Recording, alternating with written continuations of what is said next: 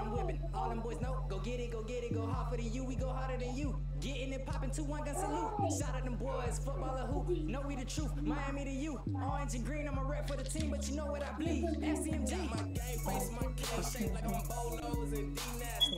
It's game time in the Johnson, I run the ball, you don't do nothing. Sound like a drum line when I touch down. Alumni all in the crowd, so what? Don't stop, everybody throwing them U's up.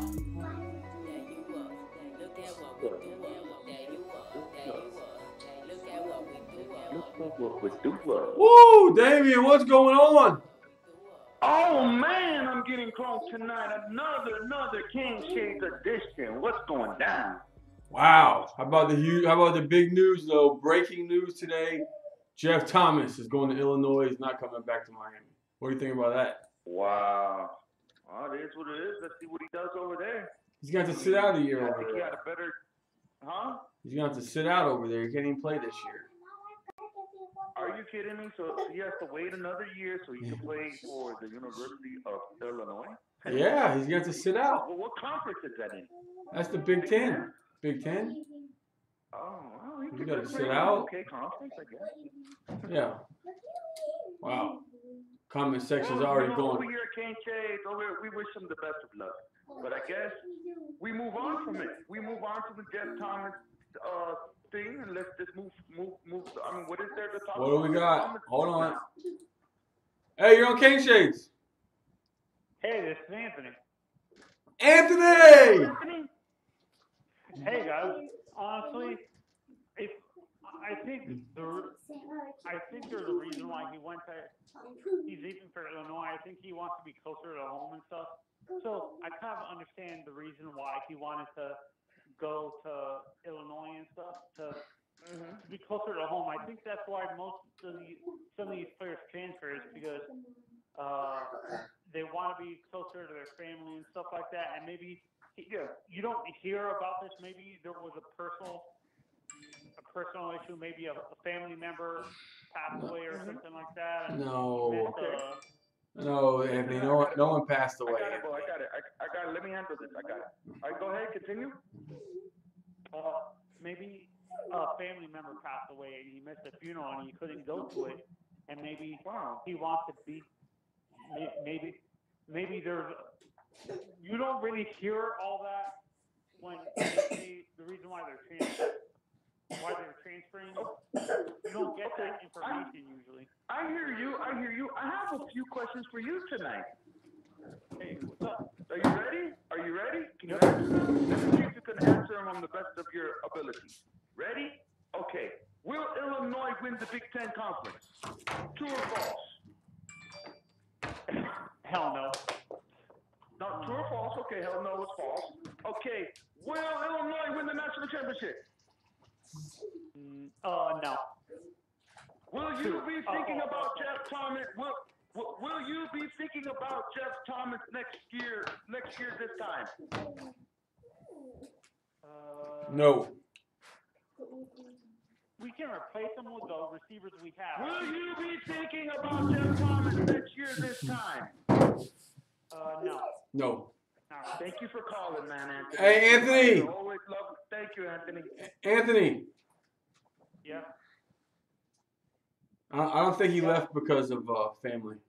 There's a lot of rumors going on though. But Anthony, thanks for calling, man. Okay, bro. All right.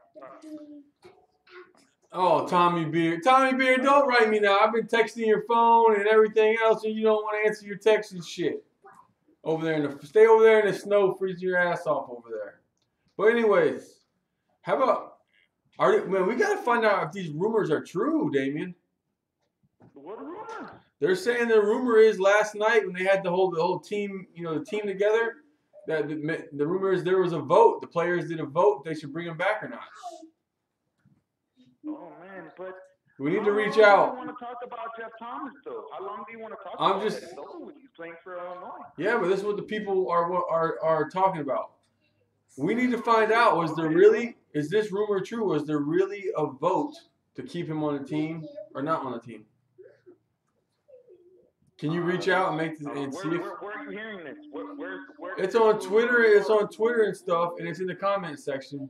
Can you reach out to your people and see if you can find out this is true or not? I guess I will. I can ask some Yeah, people. hit them up. I could definitely ask a few people if it was true. Yeah. Naples, you're on. Radio. What's up? Yo. It's Kings fan 1203. What's up, Canes fan 1203? Kings fan. Oh man, not a whole lot at all. And here's my thing. I mean, best of luck to Jeff Thomas. I mean, I kind of wish he would come back, but I kind of understand the whole. If it's a family matter, then I can understand it. Wanting to be closer to your kid and whatnot. I mean, hey, everybody gets homesick. I mean, I wish them all the best of luck. But I think with the wide receiver group that we've got, I think we're pretty set. I mean, we can replace them with anybody that we have on our roster. I mean, you can't necessarily replace the talent and the ability, but you can at least compensate for what you've got. You never know. There might be somebody bigger, better, stronger.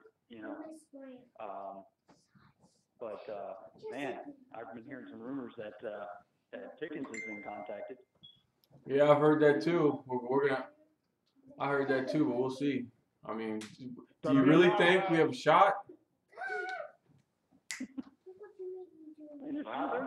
Oh, do you really think? There's still some out there, but I mean, We need to go hard after. I think Tate Martell is definitely up in the atmosphere, though. They need to go hard after T.J. Jones. They need to do a receiver. Yeah. Yep. But hey, call back in a little bit. We got another call. Okay. All right. Hey, you're on King Shades, Georgia. Hey, how's it going? It's Gio from Georgia. What's up? What's up, Gio? Hey man, I think some fans are making a big deal about Jeff Thomas leaving, man. I'm like, at first when he quit, man, I felt some type of way about that, and I understand if the players don't want him back, man, because I played ball before, and if anybody quit, I really had a grudge against him. So you're thinking? I'm in the same boat. Like, okay, let's move on, type shit, right? Yeah. Like, just move on, man. Ain't no big deal. I mean, I understand. Yeah. He's a great talent. But, it's 11 players on the field on offense. So, I mean, we probably don't have a player like him right now at the moment, but we don't know. But, Are we talking about Deontay Mullins right now? No. Deontay Mullins right now, right? No. Talking about Jeff Thomas. Are we talking about Bruce, right? Bro, I know what the fuck. Let me talk. Are we talking about Sam Bruce right now? Well, we got him back? No, I'm just saying that we're not talking about the players that left. It's not a big, like we should move on from the topic. I'm on the same boat. Exactly. Yeah. No problem. We should move on. No problem. Just keep it moving. Yeah. All we gotta say is next. That's it. Next. There you go. Next. All right, bro. All right, appreciate it. All right. Thanks for calling. No problem. Man, you be killing me, Damon. Well, no, you be killing me. Let me finish. No, but for real, I'm on the topic. Let's move on. Well, that's not what the people want to talk about right now, Damien. The topic all over Twitter right now is Jeff Thomas is leaving. What's next? There's nothing next. About Jeff Thomas all night? That's what the people want to talk about. That's why we go on the show. But this caller's in the same boat. Let's move on. If he was in the same boat, then why'd he call asking about him? But he says, let's move on, and I agree with him, but we're probably going to have another caller call in, and we'll to Jeff Thomas, and then I'll play along with the Jeff Thomas thing, but, well, eventually we got to move on. Yeah, we'll move on tomorrow. But right now, that's the breaking news. If you were watching ESPN, talks about something else. Breaking news. Let's talk about Jeff Thomas. Breaking news. We need to find out if this is true about this vote. All right. Well, okay. Then if we find out if it's true, what? Yay. Yeah, that's what the people want to know. Don't you want to give the people what they want to know? Okay. You want to give the people what they want to know? I'm just reading the questions in this thing over here. Okay, let's talk Jeff Thomas. That last caller wants to move on from the Jeff Thomas. Yeah, but he still called asking questions about it. Yeah, you bet.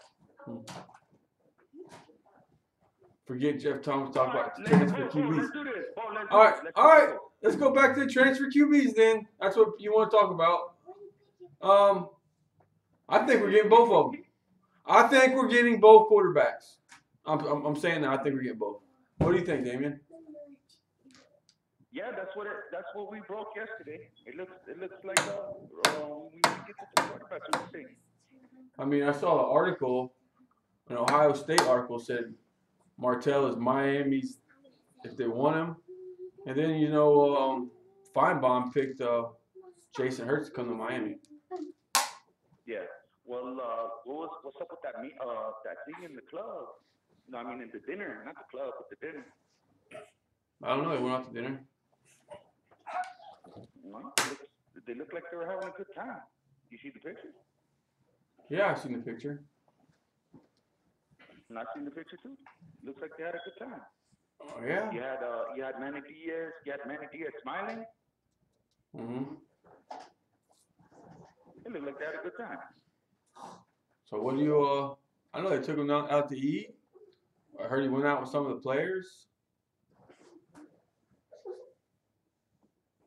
What is, everyone on Ohio State says he is ass?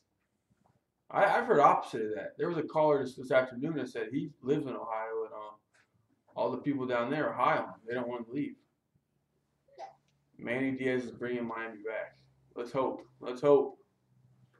Mm-hmm. We felt like this before. We felt like this with Al Golden. We felt like this with Randy Shannon. We felt like this with Mark Rick. We just got to hope for the best.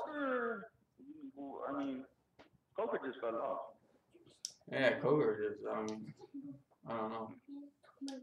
Alex, they say he is an asshole. Well, most great players are assholes. I hate to tell you all this. Yeah. Most of them. Warren Sapp was an asshole. People still don't like him. People still don't like him. Mm-hmm. Man. Ask if the rumor is true about the players voting out. Oh, we are. That's what we're doing. That's what I was talking to Damien about just a little bit ago. I'm glad you asked that question. Hey, that's Kane77 asking that. Rain Man. Rain Man. Best show on YouTube. Love watching y'all, man. Thank you. Appreciate it. Thank you. Go ahead and subscribe and like the video. What's up with the YouTube community, Bo? What about them? I don't know. Couldn't tell you. I'm gonna look into that. I'm gonna look into the YouTube community. If we have that, we could start posting live recruiting dates on the YouTube. Yeah, you can. I think you can. But man, this new YouTube shit is sort of confusing, man. Sort of confusing. Let's see. Well, I'm gonna have to check it out. And if when I learn how to do it, then I'm gonna go ahead and post. Breaking stories on the YouTube community, and the subscribers would get to look at that. Yeah, and hey, also, go like we have a page. We have on Facebook. We have a Kane Shades Radio page, and we're putting all our information on there. It's not a group. It's a page. All you gotta do is hit the like on Facebook. Hit the like, and it'll come on your live feed. So all you gotta do is hit the like. Yeah. And you will get recruiting updates there. You'll also get recruiting and football news on the @KaneShades Twitter handle, @KaneShades. You'll get recruiting and football news alerts there. So it's a lot of things we're doing, man. Man, so are we getting the latest and greatest? And check out KaneShades.net for the breaking stories and articles over there. We got a lot of shit popping. Let's see. Where is the callers tonight? Oh, we got one right there. Just speak. You're on Kane Shades. Oh, it's Vicious Vic. Vicious. Oh shit. Vicious Vic, are you there? What are you doing? Hey. Hello. What's going on? I'm not saying that now. What's going on? Vicious. Nothing. We're talking. Okay. Hold on. But what would you like to talk about tonight? Jeff Thomas. What were you guys discussing? Jeff Thomas. What do you think about Jeff I Thomas? don't know what you would like to discuss. This is your show. What do you think about Jeff Thomas leaving? God damn it, Jake. What would you like to talk about, Vic? Come on, Vic, tell me. Jeff I'm Thomas. thinking I want to know what quarterbacks are going to transfer out if Hurts decides to come to Miami. Hold on, transfer. Transfer? Who do you think would transfer? Yeah. You know who it's gonna be. It's gonna be the one that already tried to transfer. He's gonna be first. No, I don't think so. I do. It's a fact, Jack. He'll be the first one to go. He already tried to run. He tried to run before the bowl game. That was his fault. Hey, are you interested in talking about Jeff Thomas? Sure. Nah, shit. Okay, so listen, I heard you want to hear about the vote? Illinois. You want to hear about the vote? Is it like a vote or something? They said there was a team vote to keep him on the team or not. They said it's voted no. But we're trying to find out if it's true.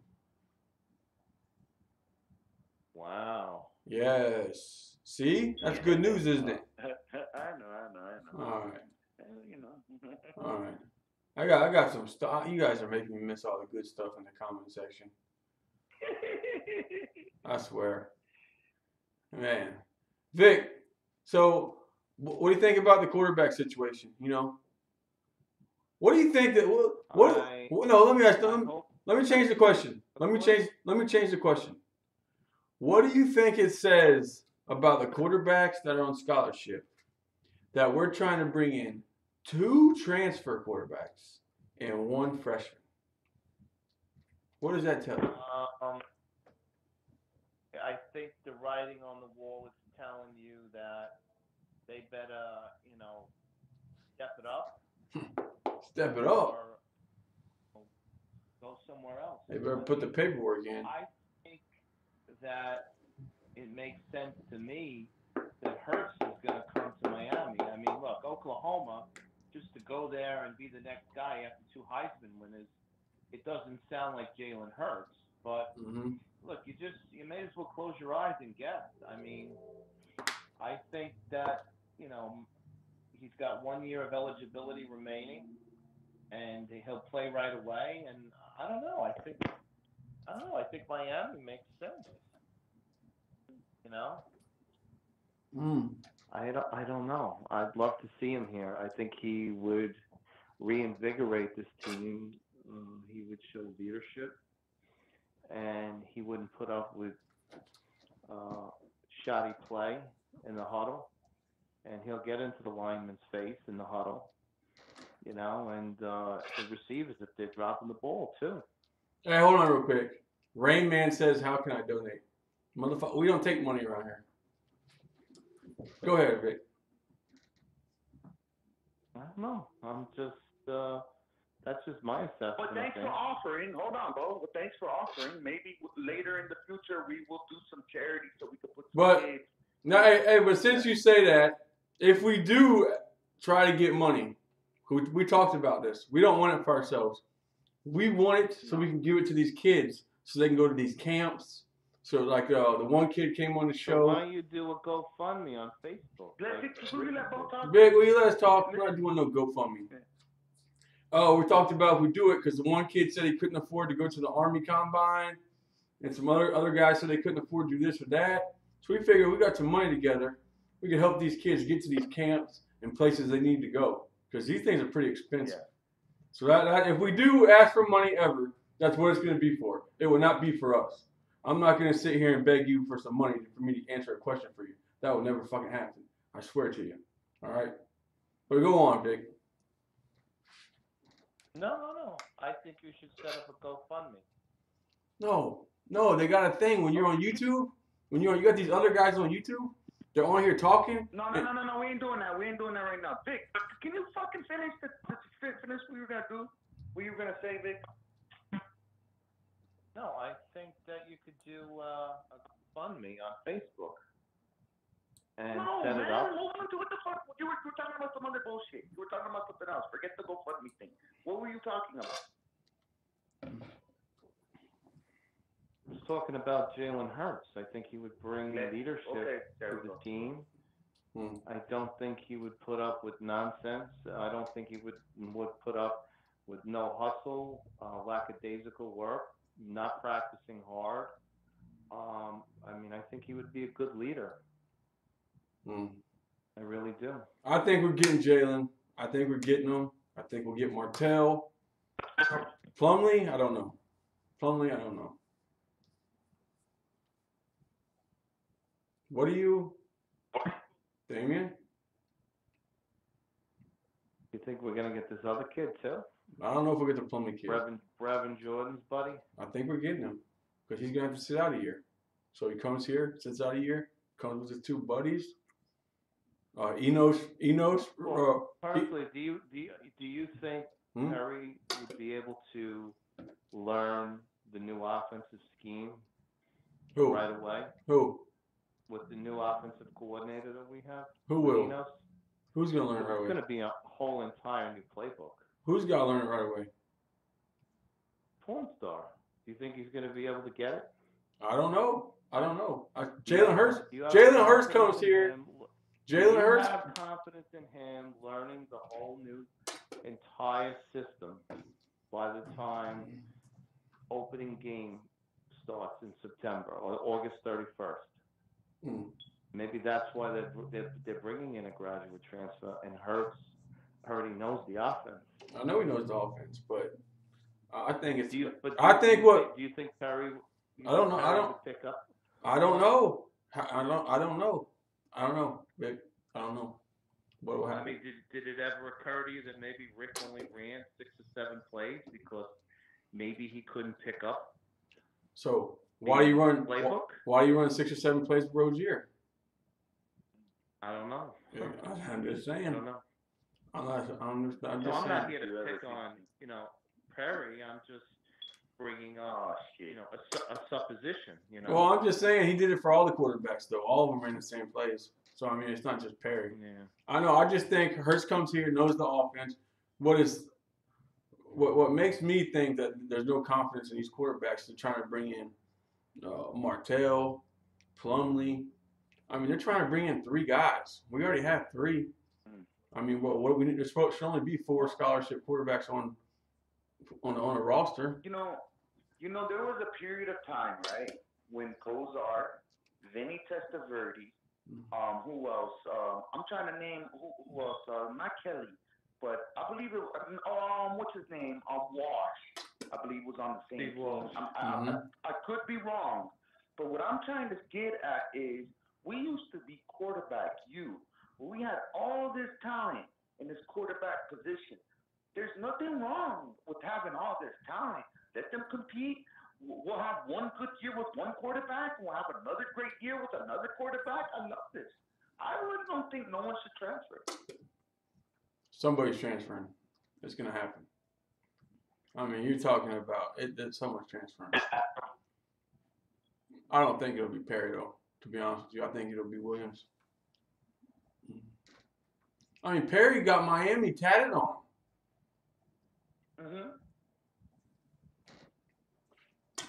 So he wouldn't transfer. I think he might later on, but I think he'll stay at least for spring and see what happens. I think Williams would be the one. If I had to pick. I tell you what, I have cane shades tattooed on me, and I will never leave this show. I mean, once you get something tattooed on you, I got some serious. I got some tattoos that have some deep meanings, right? Well, I don't know about the kids nowadays, but I know when I get a tattoo on me, it's a wrap. It's for life.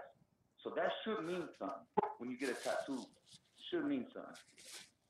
Wow. And we're not talking about putting Jenny with a heart with an arrow going through it in 10th grade. No, we're talking about once you put something on your body, you gotta ride till the wheels fall off with it. There's a lot of comments in the comments section. James Walker, I think Perry would learn it because he would be motivated to. Nick Marty. Damien, kids nowadays are afraid of competition. Alex. That's what it looks like here. Alex, I doubt Cozy would leave.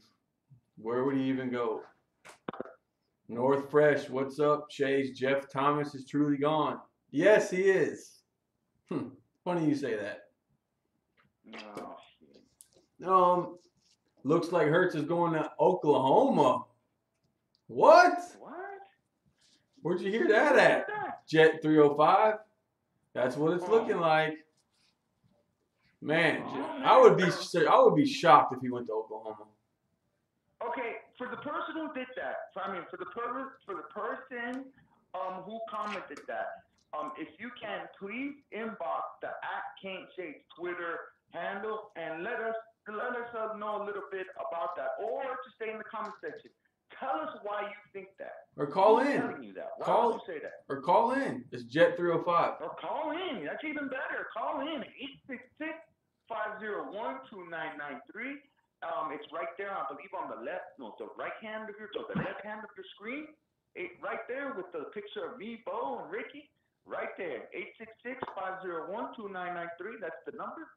Give us a call. X1990X says, I wouldn't be surprised if he went to OU. Come on, guys.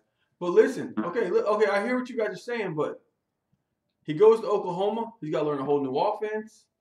He's not guaranteed to start there. And he comes here. He was only in Oklahoma for 4 hours yesterday. 4 hours he was in Oklahoma. And went back to Alabama and came to Miami. 4 hours he was at OU. They say he's still in Miami today. His OC, his quarterback coach is now the OC here.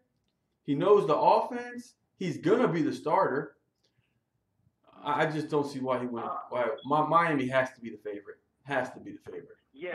No, I'm hearing. It's big time favorite. And then he says, why last two Heisman winners? Would he rather? Okay, we got a phone call. We got a call. Shades Radio. You're on Kane Shades. What up, man? What's up? What's going on? What up? North Fresh up here, bro. North Fresh. What's up in Alaska? Man, I'm just getting home from work. I'm seeing the stuff about Jeff Thomas, and now I'm hearing about Hurts in Oklahoma, and I'm just kind of wondering. I mean, I guess to me, Hurts doesn't fit Oklahoma quite as well as I would think, you know? I think these people are just guessing, thinking that. I think I'm Miami's not seeing anything about it. I don't understand. Where did you hear that from? The Oklahoma thing. Where did you see that? I'm seeing it on the chat. It's in the chat. Oh, on this chat. Oh, on the chat. Yeah. Oh, okay.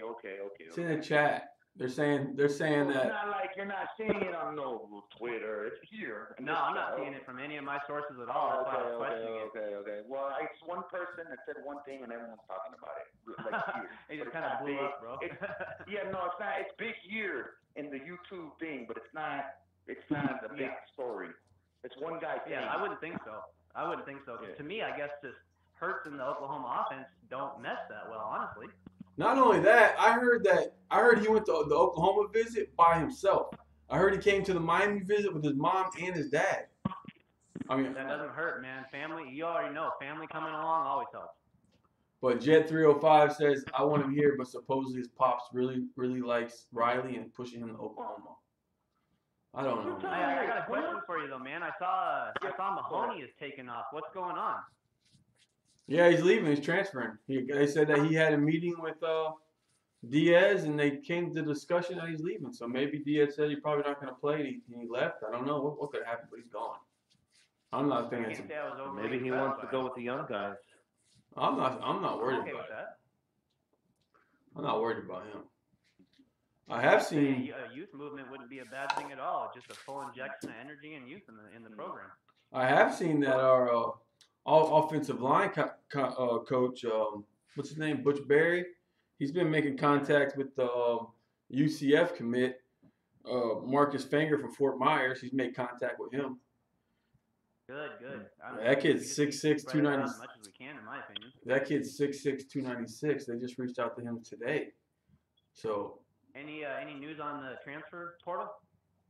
No, I saw that the Alabama lineman that we've been talking about, what's his name, Richie Pettibon, he committed. He's going to Illinois, so he's off the portal.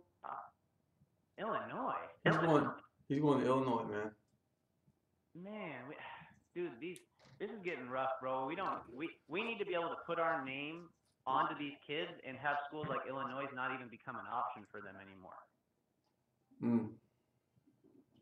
Our name should mean more than Illinois, in my opinion. You know. Someone just clean like Listerine said Mahoney to UNC, North Carolina. So I guess he's going up there with his O-line coach. Wow, gonna follow Brown up there, huh? No, North Carolina. That's where Searles is at. Oh, wasn't that where what's his name coaching, Mac Brown? Yeah, Mac Brown. Yeah, you're right. I thought you were talking about our old running back coach at South Carolina. Oh yeah, no, I never liked Searles anyways, dude. I didn't know Searles actually was at UNC already. Yeah, he got picked up by UNC. Wow. Okay. Well, I mean, they won't be happy. So. Yeah, I mean, I guess Searles likes him. I just didn't see much. I guess from our offensive line to me was a problem this whole entire time Rick was here. You know, I didn't see a lot of hope. I guess I could say even going into next season had we maintained the same coaching staff and all that. I knew it was a problem already. Yeah, I think everyone saw that writing on the wall. I mean, we had, like I said, the caller today said he had ties to one of the offensive linemen, and he said he went to practice. He said that he didn't think it was talent. He thought it was coaching. So if that's the case, and we got a good coach, maybe the offensive line can improve. But I think so. I'm hoping that the NFL side that he's got to him is gonna be a big deal to recruits. You know. I know, and then I think we need another at least one or two more offensive linemen in this class. Yeah, I don't question that at all. Yeah, I don't question that one bit. I want some guys that we can. I mean, are you talking like getting recruits or getting transfers in? Recruits. I think we need some guys more. What do we got? Two signed so far. 2 offensive, 2 from New York. Or what's his name? Clark from Atlanta. Gammel's a total project too. We had Clark from Atlanta, and then we had the guy from New York, and then you talking about. I think they're both both of the tackles are projects. That Adam El Gamel kid, I mean, he looks like a linebacker almost. He's not big at all. He's 6'6", 270. He's only played 1 year of football.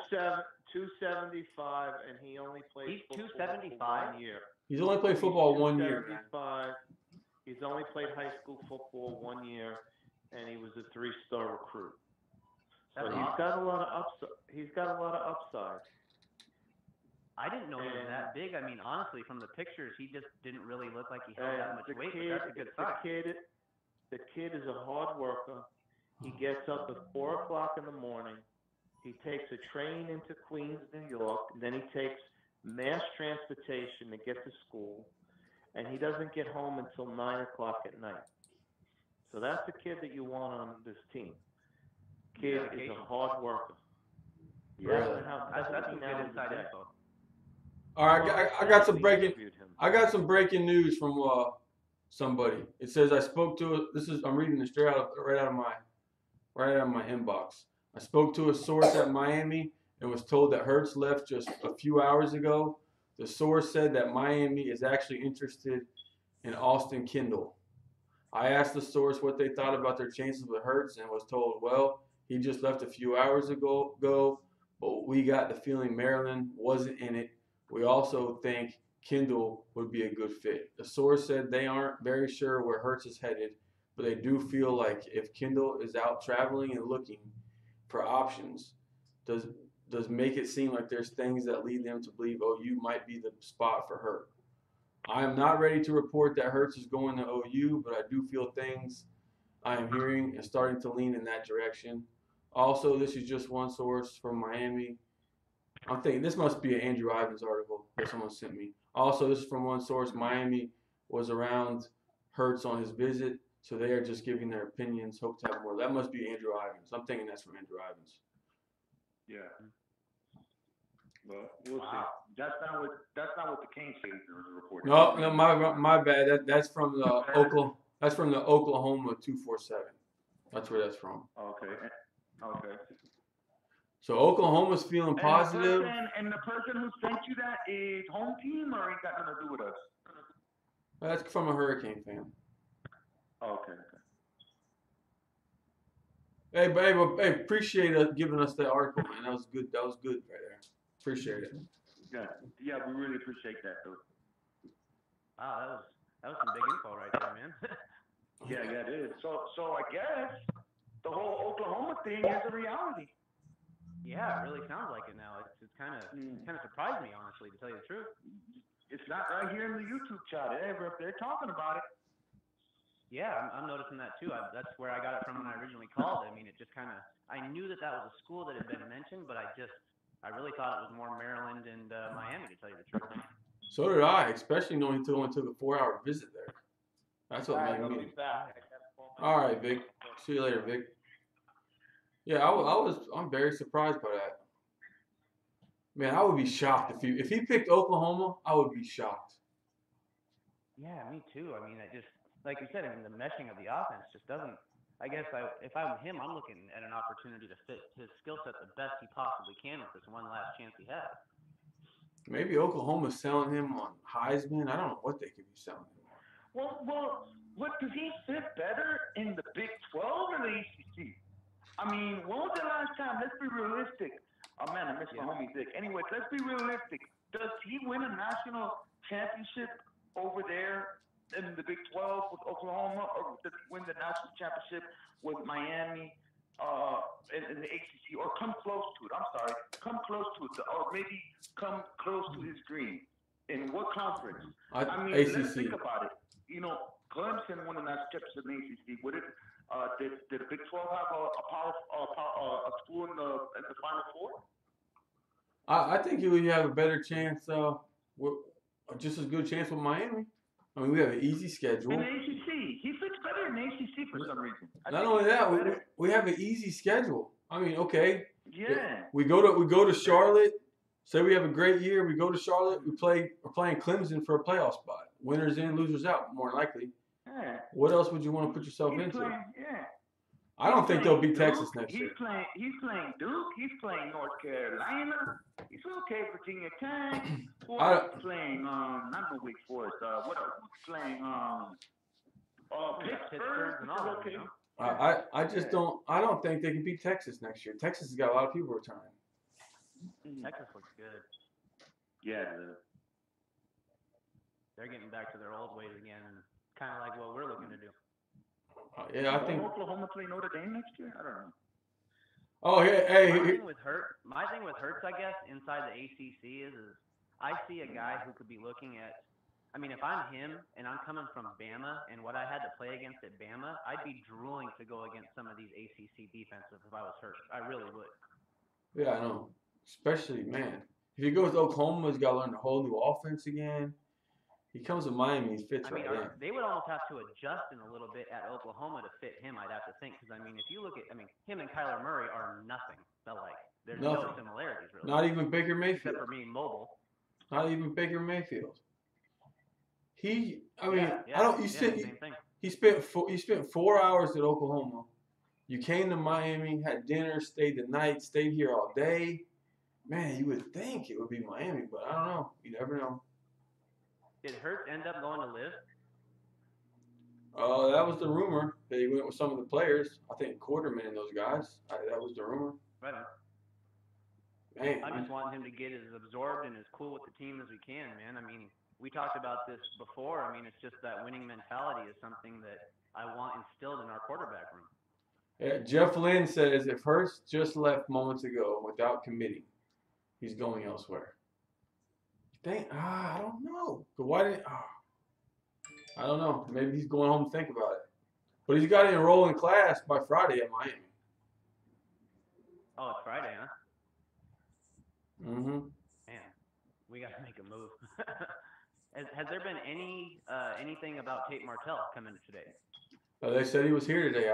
They said his plan. But going by Danny Boy Kane, he's the flight tracker. He said he should be at the Hex Center no later than 7:45. Yeah. He was tracking the flights. Right there. We need to get Danny Boy Kane to call in and tell us about this flight tracker. Hey, Bo, do you want me to call back if I mention look more into this Hurst thing? No, I don't think it's. No, all I gotta do is I just want to see what's up. All right, go ahead. Go ahead. I got this. Right. I got this. Hey, man, I got a question for you here. What's up? What do you think is the chances of having Robert Burns be a viable option for us going forward? Do you think he's even going to have an opportunity in this draft room we got? I mean, in the running back room or anything? Or No, I think he's just gonna be what grade is he in now? Sophomore, junior? sophomore? Yeah, sophomore, I believe. I don't. I mean, I think Sure. I don't know. Have these injuries? I mean, he had injury his senior year of high school, injury his freshman year here. Have these injuries Did you took see a him toll in on high him? school play?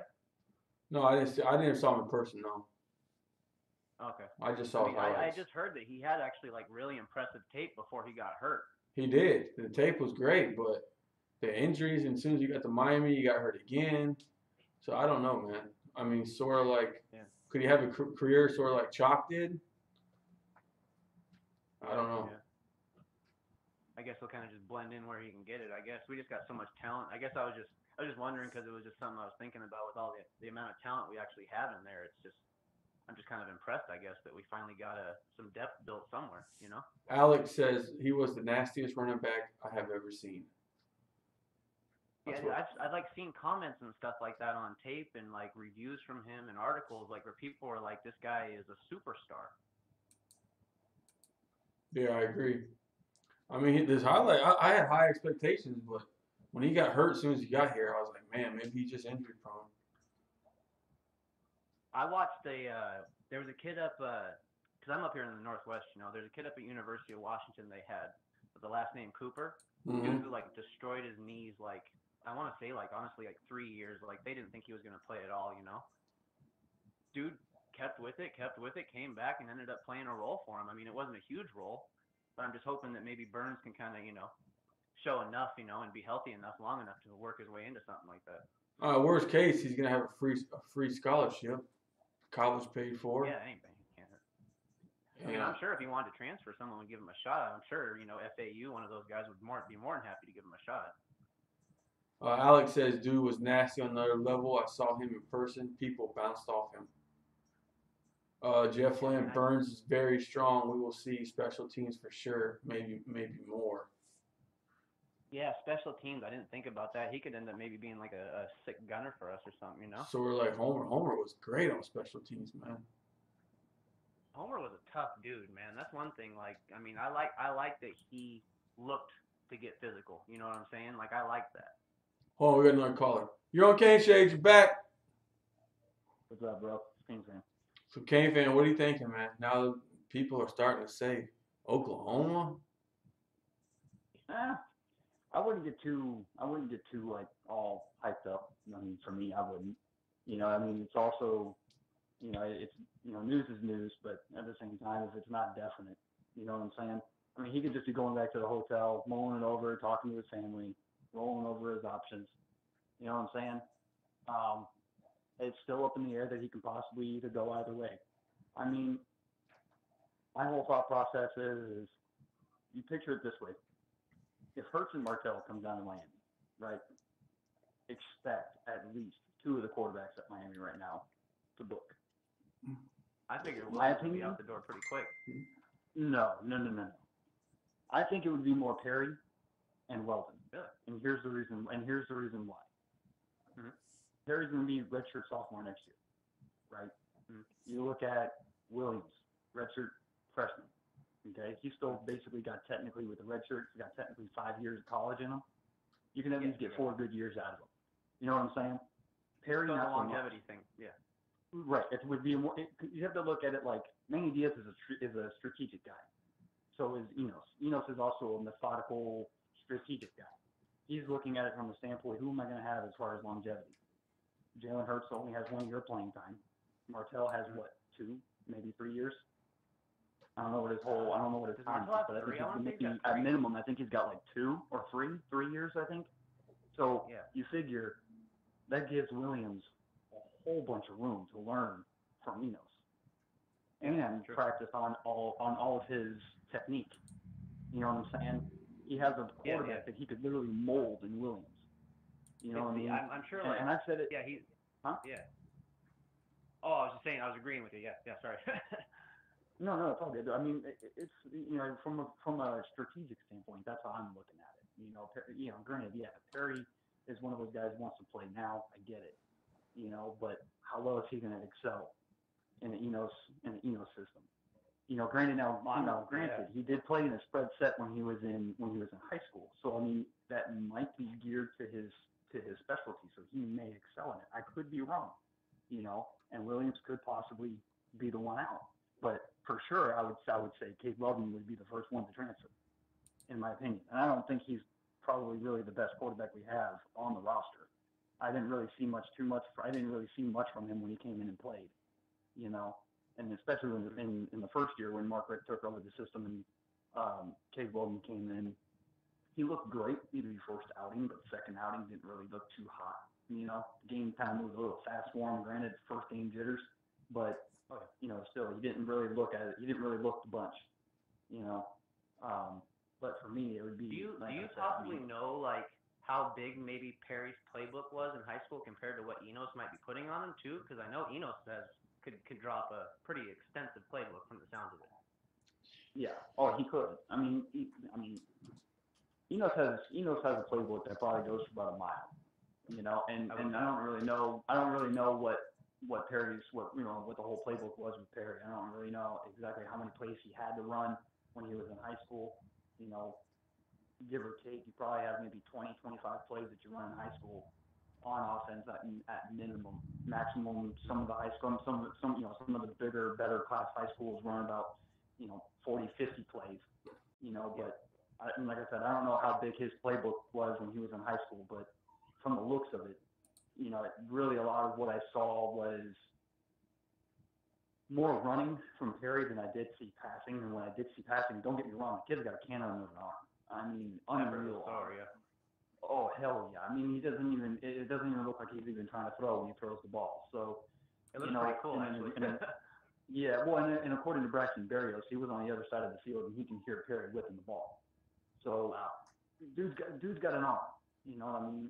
And those kind of kids don't really come around very often. And Jalen Hurts is also the same way. Jalen Hurts has a cannon of an arm. Dude can whip the ball. You know?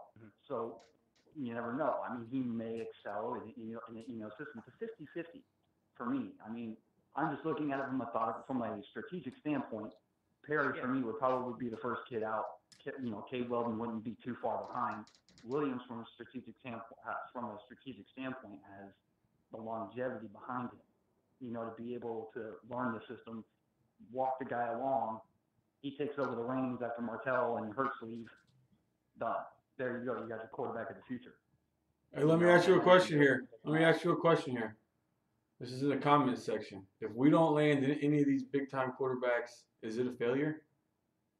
No, I don't think so. I don't think so. I don't think it is a failure because I'm not saying our quarterback room is the worst. It's also not the best. But these dudes have a lot to learn from Enos.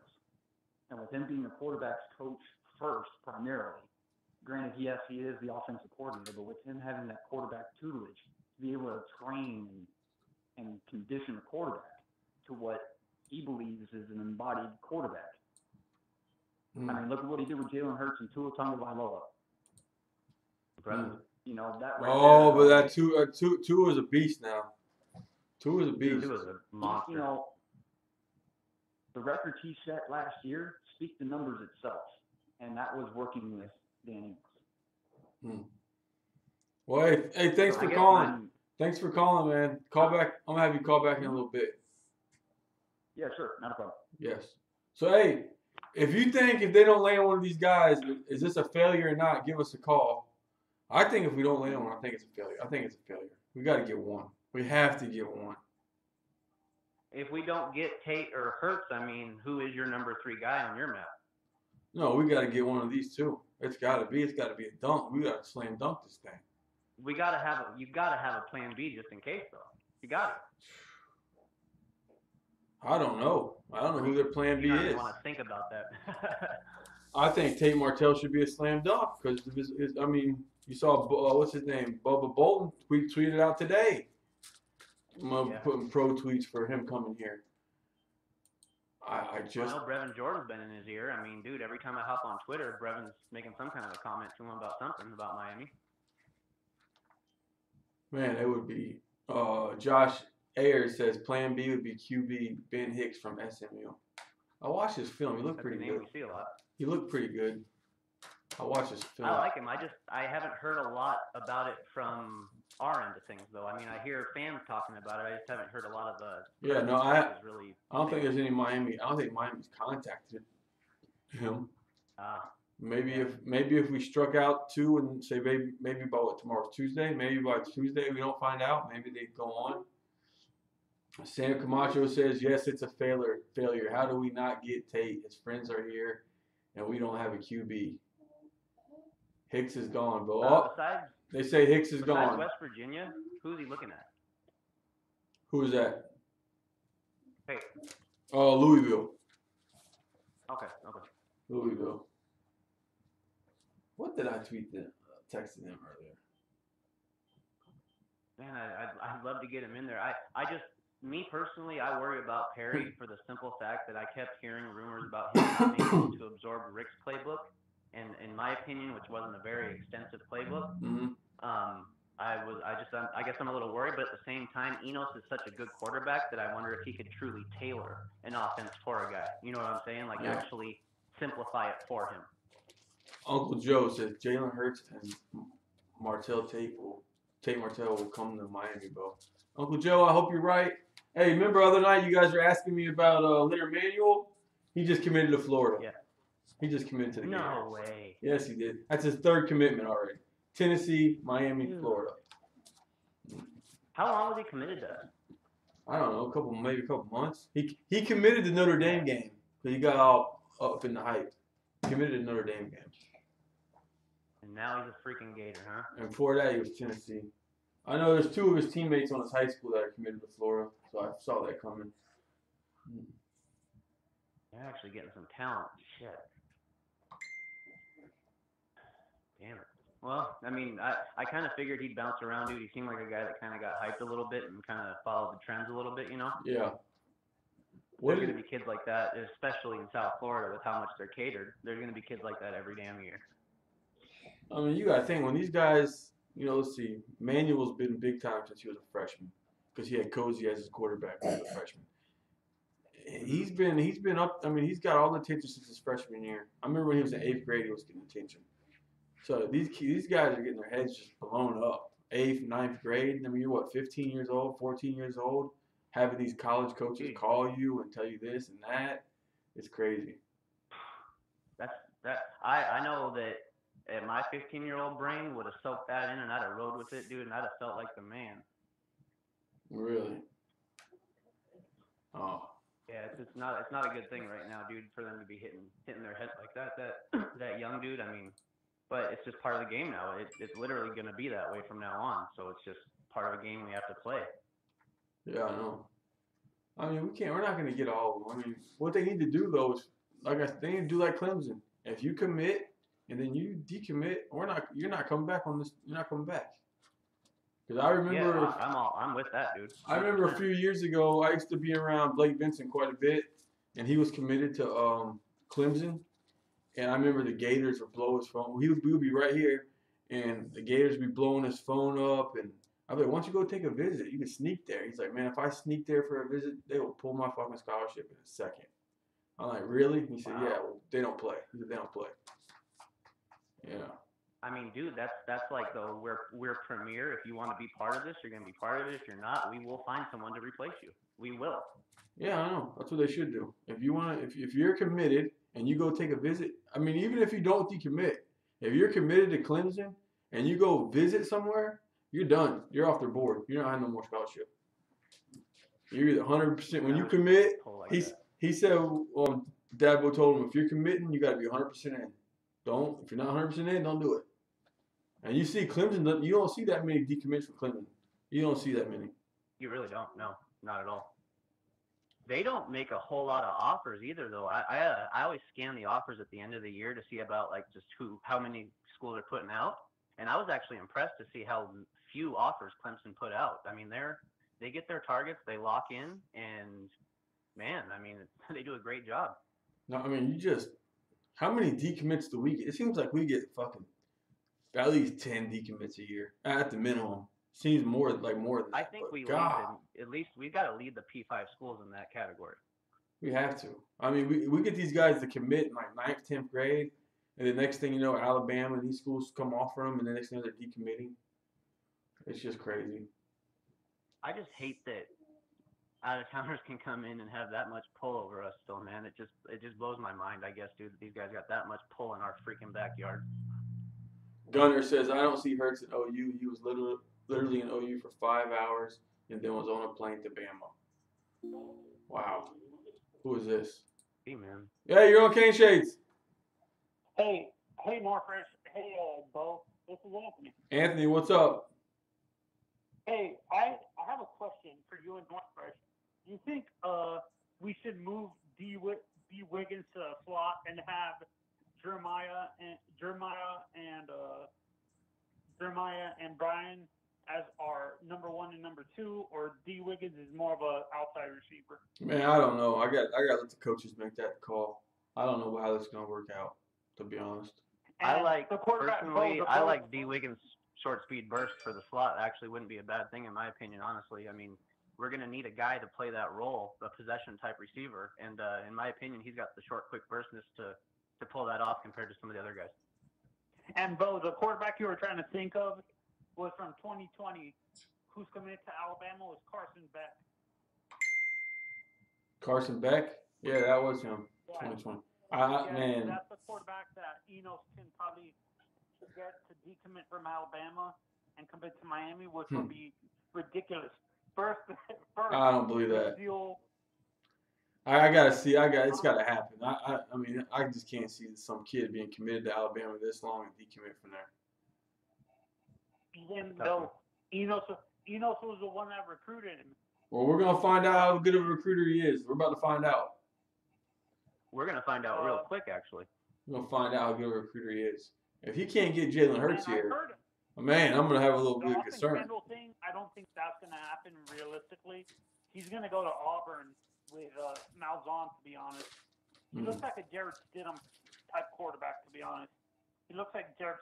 When you look at his tape, he looks like Jared Stidham, to be honest. And he would fit better in that Auburn offense, to be honest. He would be, because I read somewhere he's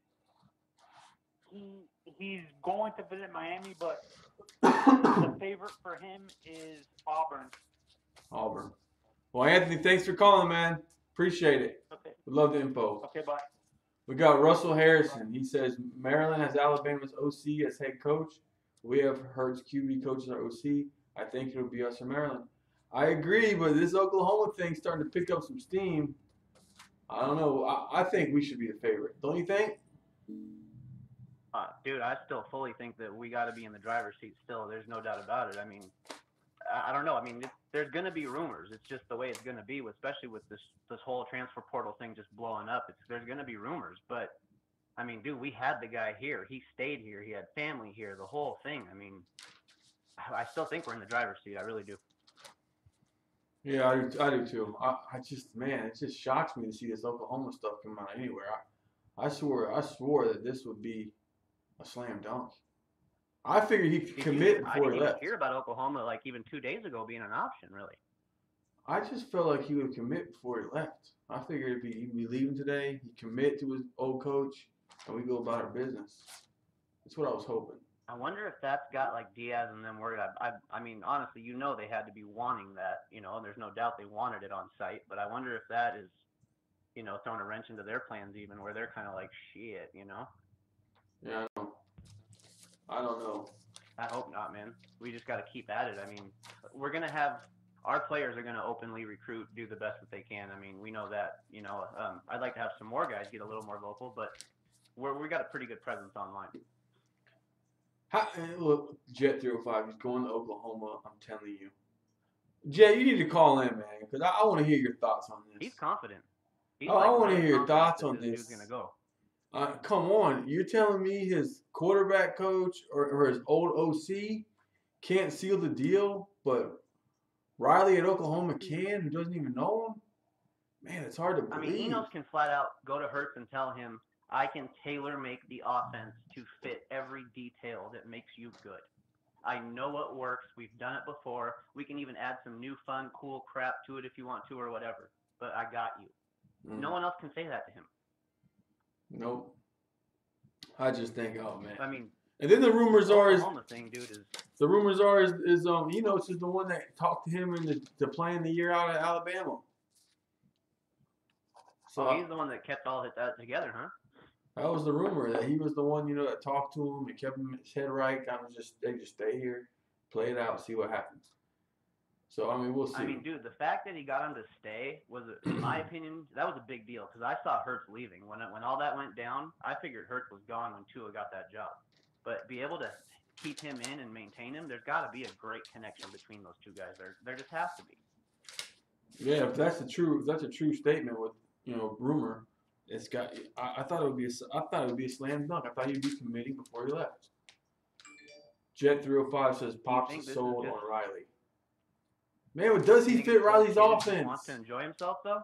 Does he fit Riley's offense? Sold him on back-to-back Heismans. Okay, but now the pressure is going to be on you to be the back-to-back Heisman. What if he goes there and doesn't live up to that standard and gets benched for a freshman? It's going to look really bad. It's going to look real bad. Real bad. And they say, Rattler, the kid that signed with Oklahoma, they're saying Oklahoma promised him the starting job. Isn't he? He's like a 2020 kid. No, that's the kid that just played in the Army game. He just played in the Army game. I'm thinking of somebody else then. Yeah, he's coming in this next year? He's coming in. I think he's coming in early, too. Dude, he's like the number 1 quarterback or number 2 quarterback in the country. Yeah. Yeah, they got him. He's got a hell of a name to him, yeah. So, I mean, we'll see. I would be shocked. I would be shocked if a guy like Rattler would want to come in and know he's going to play. I mean, Rattler has got, I see his name everywhere, I'd figure he'd want to be able to come in and play right away. James for Life Kane says, OU said they're full on QBs and we're taking no more recruits, even transfers. That's hard to believe if they had him come in there for. I don't believe that because they had him come in. They're not good. They're not having him come to visit. They don't have any scholarships open. They're not wasting his time. That's not going to happen. Hurts and they just lost the quarterback. Doing that. And they just lost the quarterback. He wouldn't even show up. If I had to do, if you would have asked me on Friday, and when I say I was Vegas and I was putting the odds, Oklahoma would have been 3rd, Maryland 2nd, Miami 1st. Like it would have had to just be that way. I figured everything I understood at the beginning, it sounded like it was a 50-50 shot between us and Maryland, and Oklahoma was just kind of there. You know? It's like he was just seeing I felt like he was just going there to see what they were talking about. Because why didn't he stay there that long? Yeah, right. He's, I don't know, man. I'm telling you, dude, we still have to be in the lead to get his services. I mean, I just can't see it any other way, dude. Even the rumors with all the stuff coming out, man, I just don't see how we're still not in the driver's seat. I don't either. I'm gonna have to wait this one out here. If he picked somebody else, I would be shocked. Oh yeah, Jet 305. But I hope if he does that we go full force at Martell. I mean, we can't come out of this empty. I don't want to come out of this empty-handed, I should say. I think we get Martell no matter what. I think Martell comes just because of his buddies. I think he comes no matter what. The 3 of them want to play together. His swag fits Miami too, dude. I mean, Tate's got a little attitude. He likes to talk a little. I mean, if he can back it up on the field, then let's do it. X1990. Get ready to be shocked. I'm tired of speculation. James, I feel you, James. I am tired of speculation too, buddy. I want it to just be announced. God, everyone's everywhere. You got some people saying Oklahoma, some people saying Miami, people saying Maryland. I mean, this thing is getting crazy. What's up, Game Time? I've seen a lot of hate for Tate Martell, though, honestly, online. And I don't know if it has a lot to do with just their fans with him leaving, but they're questioning his game that, saying that he ain't really a 5-star type kid. I don't know. I've watched him since 8th grade when he committed to UW. I'm up here in the Northwest, so I watched that closely when Sarkisian was up here. I've been watching him since 8th grade. I watched that show. I don't think we'll have any problem putting him in and having a good quarterback. I watched him when they had a show on YouTube or some website, some quarterback show, about all these quarterbacks in their senior year, and one of them was him. And I watched him. Mm-hmm. He reminded me of some rich kid. There was some rich kid that went to Bishop Gorman. Yeah, that's exactly what he is. And a guy called today from Ohio today in the earlier Today show, and he said all his Ohio people they're mad that he was leaving. Like they wanted him. And my buddy's an Ohio State fan, and he told me that he's good. So I don't know. I think he's legit, man. I mean, Fields is a hell of a quarterback, though, bro. I mean, that situation that went down with all that, dude. I mean, that kid he's pretty damn special, dude. I think isn't he the number 2 all-time ranked recruit on 24/7 behind Trevor Lawrence? I think so, man. Why? 0.9998 or something like that, and Lawrence is a 9999 or something like that. I mean, just incredible upside, dude. It just even Tate Martell, why? the hype he had coming out of 8th grade, it wasn't as big as Fields. But here's the thing about Fields. You know this guy just started the national championship game as a true freshman. You're going to have to go out there and totally beat this guy who knows the offense. I mean,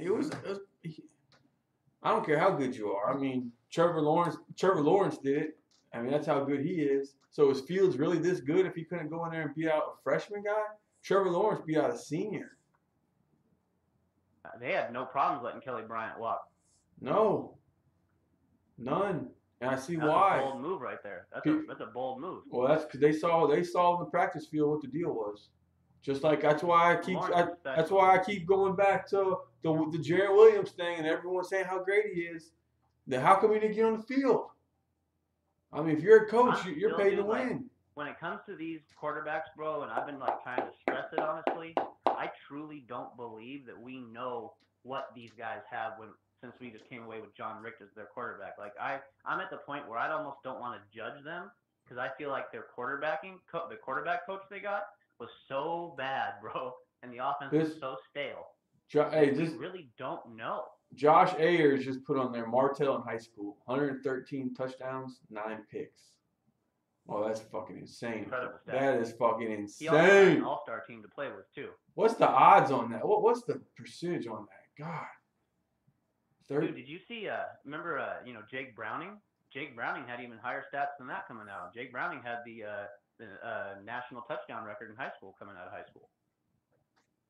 20, 40, 60. Those stats don't always tell the whole story. Man, that's over. Man, that fucking touchdown, the INT ratio is fucking insane. Very efficient quarterback, dude. Very efficient.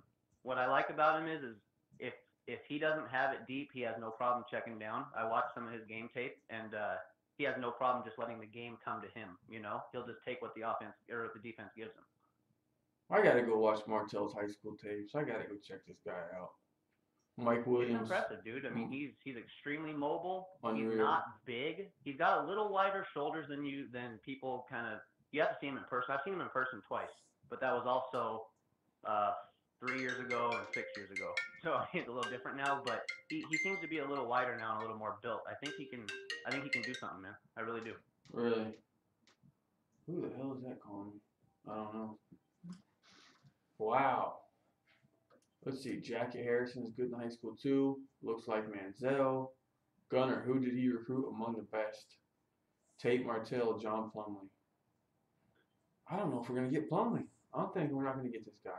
He's coming on an official visit though. Dude, So I want Plumlee, but I just don't see it. I mean, I don't see it either, dude. He's coming on an official visit though. So he is coming here to visit. Yeah. He will not take an official to Georgia though. That's why the caller today said he read that he's okay with the blue shirt. But they won't even let you take a visit, and but they're going to take another scholarship. He's totally fine with the blue shirt situation, huh? That's what some guy called in today and said he read it. I would, if I'm a 4-star quarterback, there's no way in hell you're blue shirt me. There's no way. No. You better give me a full scholarship, man. I'll go somewhere else to get a full scholarship. Crazy. Too many opportunities. There's far too many open opportunities to be selling himself that short. Unless they're telling him he can go play baseball and not worry about football for the first year. I don't know what the hell they be selling. Is that a big thing for him right now? Is he asking all colleges to let him play baseball? I don't know. Miami would be good. We could use him on the baseball team. we need some help on the baseball team. Yeah, I need a lot of it. Man, that fell off too. Shit. Yeah, we need to get an exciting kid like that. I mean, Martell's got some of that. I mean, he's not as fast as Plumlee, who is, you know. I mean, at that position, the way he plays, I don't think there's very many like him. But Martell can move, dude. I mean, we'll have a fully fluid offense with him in. Oh, yeah, I think so, too. Jet says we're going to end up with Plumlee and Tate. I don't know, man. If I had to pick a team for, if it's not Georgia, I would think he would probably stay home at Ole Miss. It's a good school for a quarterback to play at, you know. Stay at home. He can put up big stats at that school. I mean, no problem with that. But he comes to Miami. I don't know. We'll see. I gotta see. We might just wait shock this the heck out. out of him. Is he a small town kid? I don't know how big his town is, to be honest with you. I haven't looked it up. You know, sometimes the bright lights, man. Sometimes we can get them, bro. It's happened before, man. Yeah, but then sometimes again, those small town kids don't like coming down. Those country guys from the They can get shook country. a little bit, you know. They don't like coming down to Miami. They'd rather be somewhere in the country, like a Georgia or Ole Miss, SEC country. As long as we hold that visit, you know and I know we have a chance, bro. I mean, that's all it is. I mean, if we can get an official, we get our chance. Yeah. Gunnar Hampton says you could go to Ole Miss, you get raped by everyone in the West. Yeah, but you're playing in front of your hometown state. Jet 305, Ole Miss has a freshman starter though. He won't play for 2 years. He's talking about blue shirting at Georgia. I don't think that even matters to him really. If he's open to blue shirting at Georgia, then I don't see any issue with that. Yeah, he'll sit for a year or two if he's got a promise to play. Mm-hmm. James, I live in the country. It blows here, honestly. Yeah, some people like it though. We need all the Alaska, dude. Listen, we need all the playmakers we can get. It don't matter. We need to get the best people we can get. Why would that's anyone? truth right there. I mean, it is true. Yes, he will blue shirt at Jet. He will blue shirt at Georgia. They will not let him take an official visit because if he takes an official visit, he cannot blue shirt. They will not let him take an official visit there. I didn't know that worked that way. Mississippi State. He is visiting Mississippi State. Oh, that makes sense. Okay, there it is. Mississippi State, Ole Miss, same thing. One of the state schools. Mm-hmm. That might fit his offense better though. Fuck that! I ain't trying to go this. Quarterbacks excel in those programs down there often. That's what we need, man. We need to be. We haven't had. How long has it been since we've been able to say, look at our quarterbacks and what they've done. You can come do this too. You know, man. It's been a minute. It's been a very long time since we did that. I was arguing with a guy yesterday about this, and I'm curious what you'd have to say. How many good seasons did Kaya give us? I said one. How many do you think? His best one was the last one. Yeah. The second one was all right. The freshman one, there was a lot of bullshit going on that year. Well, the third one was the best one. Do you wish he would have came back for that last year? Yeah, I wish he would have came back. After how we beat West Virginia in that bowl game and all that, I didn't see him leaving. I didn't see it coming. I was shocked. I was I'm like, not why sure is what he going advice pro? he got because what did he go in the 6th or 7th round? Yeah, he went 6 rounds because Al Golden got him. He went to the Lions, right? Yeah. Yeah. Man, I don't know, man. It's just we got to get to a point where we can actually.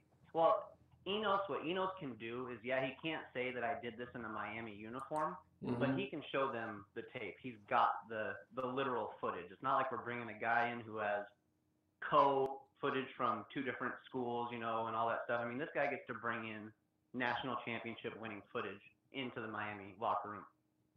We just got to prove now that we can actually do it. We have the athletes. That's not a question. We just got to prove that we can put this together. All right, people are asking, what is the blue shirt, right? This is what it says. It says blue shirting is becoming a more popular way to creatively manage the number of athletic scholarships. Blue shirt rules allow for unrecruited players to be awarded a scholarship at the start of a freshman practice. Like a redshirt, they will practice with the team, but won't be allowed to play for a year. This allows a team that may have too many commits to essentially borrow against their next year's class. The rules are rather strict in regard to what is defined as being unrecruited. That means there is no official visit taken by the athlete.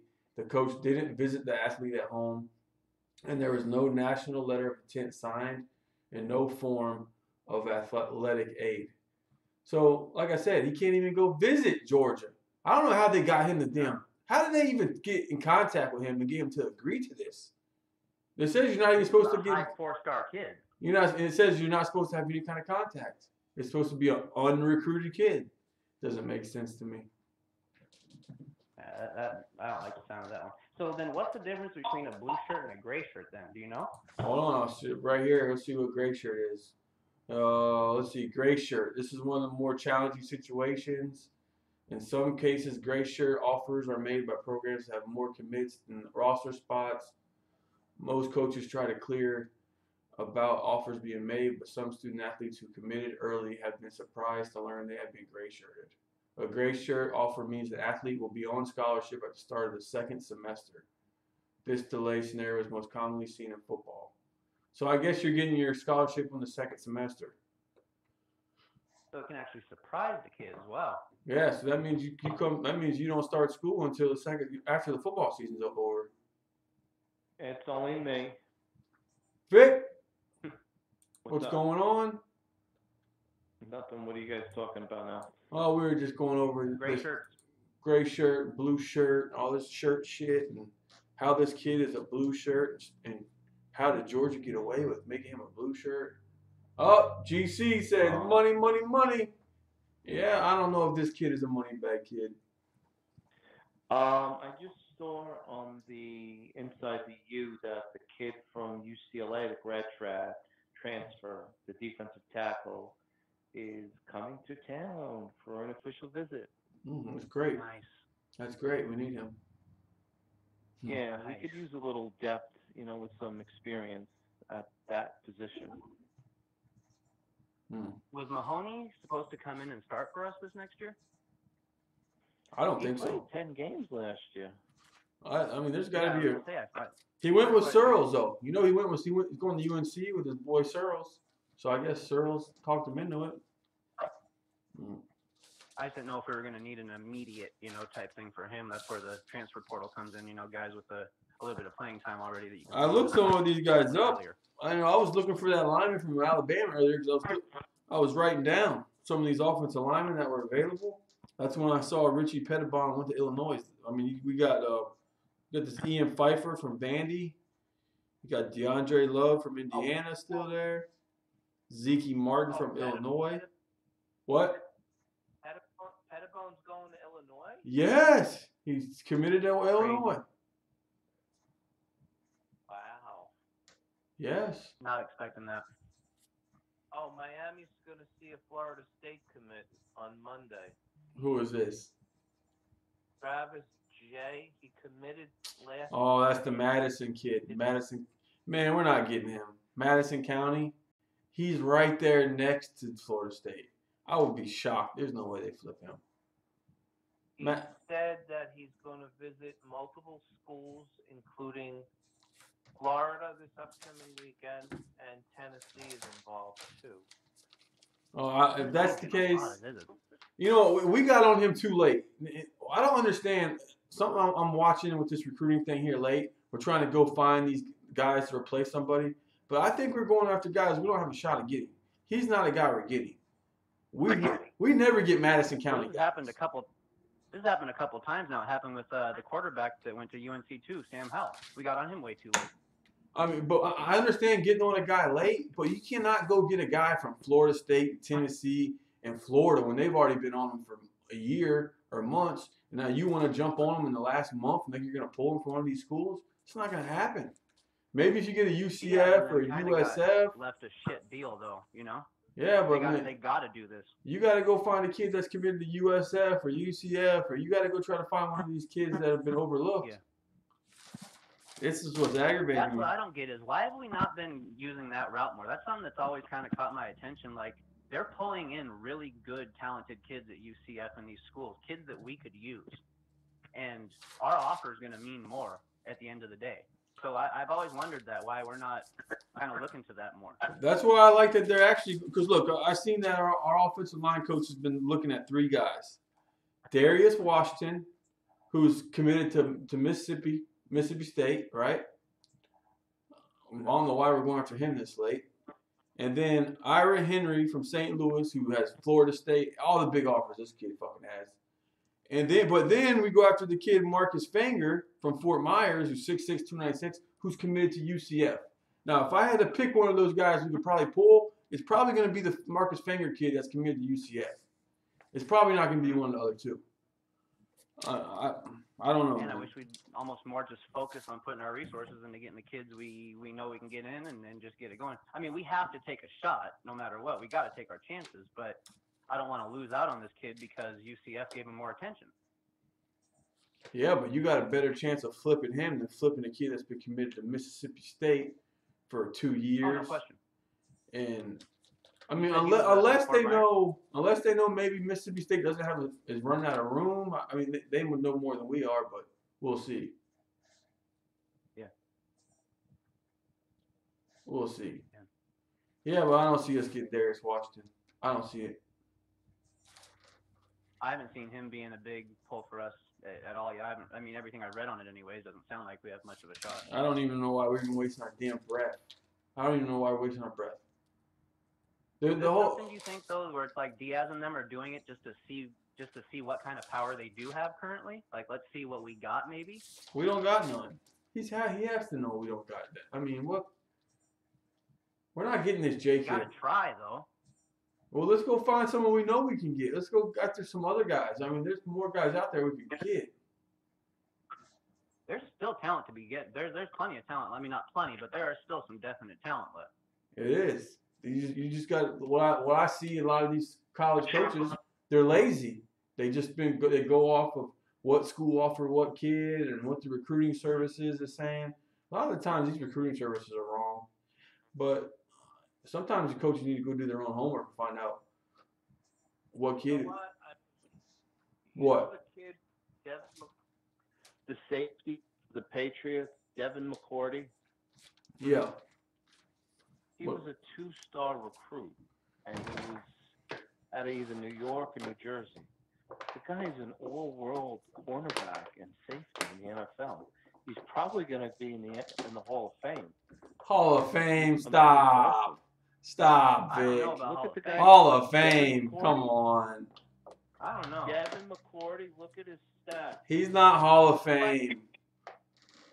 Hall of Fame is fucking Ed Reed, Deion Sanders, Rod Woodson. This guy's not Hall of Fame, man. He plays for a team that is a system team. He said, hold on. This team is system. Vic, come on, Vic. It's just because he's from New York or saying that shit. There's a lot of guys. I don't mind us looking at underrated kids. I don't mind if it's a low 3-star, a high 2-star kid. I mean, if the kid fits, the kid fits. I mean, I still look at a guy like Chris Peterson up here at UW. Every once in a while, they pull in a really, really low a really low 3-star, or they actually do go get a kid like Ben Burke-Irvin for a while who was a 2-star. Well, I mean, just look at the recruiting rankings. UCF has been out-recruited by Florida, Florida State, and Miami. And arguably, they're the best school in the state. Yeah, they're coaching properly is what they're doing. They're developing and they're coaching, and they've got a system that flat out works. We can, I just feel like we need to start targeting kids that we know we can get and you can develop. We don't have to get every kid. There's only a certain amount of kids that are coming in and play right away. Maybe we need to start developing. Yeah. Look at Ed Reed. He was developed. I mean, he didn't play right away. He had a look red at guys shirt. like the Griffin twins down there. You know, I mean, we offered the Shaquille. Oh yeah, we offered Shaquille, just wouldn't do Shaquem. But I mean, you look at that. That was pure development. That was pure development on their part, and look how that turned out. And Jet 305 says Jay Ward from Georgia. And Jet, you think we can get him? Here we are coming on late for Jay Ward, a 4-star kid who got Ohio State, Florida State, Georgia, every fucking offer in the country. And we think we're going to come in here late and pick him up? I just don't see it happening. Jay Ward seems like a pipe dream to me. Hold on, we got a call. Hey, you're on K-Shades. Yo. What's up? What's going on? Oh, that is Gunner. I don't know what I'm thinking. Gunner, what's up with the quarterback, man? Are we not getting him? I told you, man. We're gonna get all three of them. Hurts, Martell, and Jeff Thomas. Man, Confidence. I don't know, man. Jet 305 over here. Don't believe this Jeff Thomas shit you're hearing. The what? Don't believe the Jeff Thomas shit? Don't believe this Jeff Thomas shit, the Illinois shit that you're hearing. Oh, Really? man. Come on. It's in the, I thought it was kind of a done deal. it's in the Miami Herald. It's in the Herald. Then why isn't he already enrolled in Illinois? Because they had to enroll the same day we had to. Man, he's Friday. Back in class. man, he's gone. The ship sailed, man. All right. The ship sailed, man. Man, He's gone. we just keep getting pulled in and pulled out. People are like, we're gonna get Hurts, we're not gonna get Hurts. We're gonna get Tate, we're not gonna get Tate. Like, man, this is back and forth. Why would we not get Hurts? Where is he gonna go? They're saying Just saying Oklahoma. people talking, you know. He's not gonna go to Oh, Maryland. we both feel that that we're in the driver's seat still. There's no doubt about it with Hurts. He's not gonna go to OU because all the OU fans and everybody are screaming Spencer Rattler. They're saying he's the number one quarterback in this class. So why can't he start like Jake Fromm did at Georgia or like Trevor Lawrence is doing at Clemson? True. Man, you know, hey, Thomas is gone, man. I'm telling you, Thomas is gone. Talk to me after the show. Thomas is gone, man. I mean, I'd hate to think that that's true, man. I really would like to think that we still got a chance at him, dude. He's so special, man. I mean, we just don't have a guy like him right now that's a proven threat. Besides Brevin Jordan, but that's a tight end. JB says, I'm just going to start drinking and see what happens tomorrow. I feel you, JB. That's how I feel right now. I think Brevin Jordan. Is there an actual date that Hurts has said he's going to announce by? It's got to be soon. Friday, right? He's got to sign for a class by Friday. I didn't know if he was planning on like saying he was going to do it Thursday or whatever, you know, like a day early. You know, I read that article for that Illinois paper, and it said that he was on the airplane there, and that he's already they've been waiting on his transcripts to go there. Man, Hmm? that dude is not going to fucking Norman, Oklahoma. No, I'm talking about Jeff Thomas. Oh, Jeff Thomas? Yes. Are they waiting on transcripts? They said they did an interview. They interviewed him, and they had quoted his. They quoted his. They had him quoted in the article. They did an interview. He said Miami's never option. That's what he said on the article. He could have left a long time ago if that was the case. I'm just saying. Yeah, probably because he wanted to hang out and party for a little bit. If it's such a family issue that he's saying that his daughter and his mom's personal issues, then why was he still in Miami today? I no, that wasn't in the article. Nothing about family issue was in the article. It was just saying he didn't want to stay in Miami. But if he applies for a waiver, that's what he's going to say. Well, then they're probably going to believe it. And they're going to say, well, why were you in Miami all the way up until 2 days before you had to enroll? I don't If that know. was the case, you quit with 3 games left in the season. Why didn't you go back to Illinois then? Why'd you stay in Miami? Because he had to finish out the semester. Does he have to do a hardship waiver or something like that? Probably. I don't think he should be granted a waiver if Tate can't be granted a waiver. Yeah, I don't see that being a hardship waiver type thing in my opinion. He made that choice. Yeah, it's not like he had to go for personal issues. He quit. He straight up quit. And it was So why would before he Rick be able to retired. I do mean, that? if he did it after Rick retired, I could understand him going and saying, "Look, my coach retired on me. What the heck, you know?" But that didn't happen. That's why I'm saying if he says that, then why can't Tate get his? Because his coach retired. Yeah. True. Very true. Man, I don't This know. waiver shit, I knew it's just turning into crazy shit, man. If you're gonna give one kid a waiver for one thing, you gotta be fair all the way across the board in my eyes. Well, that's the problem. Once you start those things, it just every kid will be looking for every advantage he can to get out of it. To get out of it. Yeah. That's a fact. It's turning into like the damn trade deadlines in NFL. It seems like. You know, it's like the damn free agent period.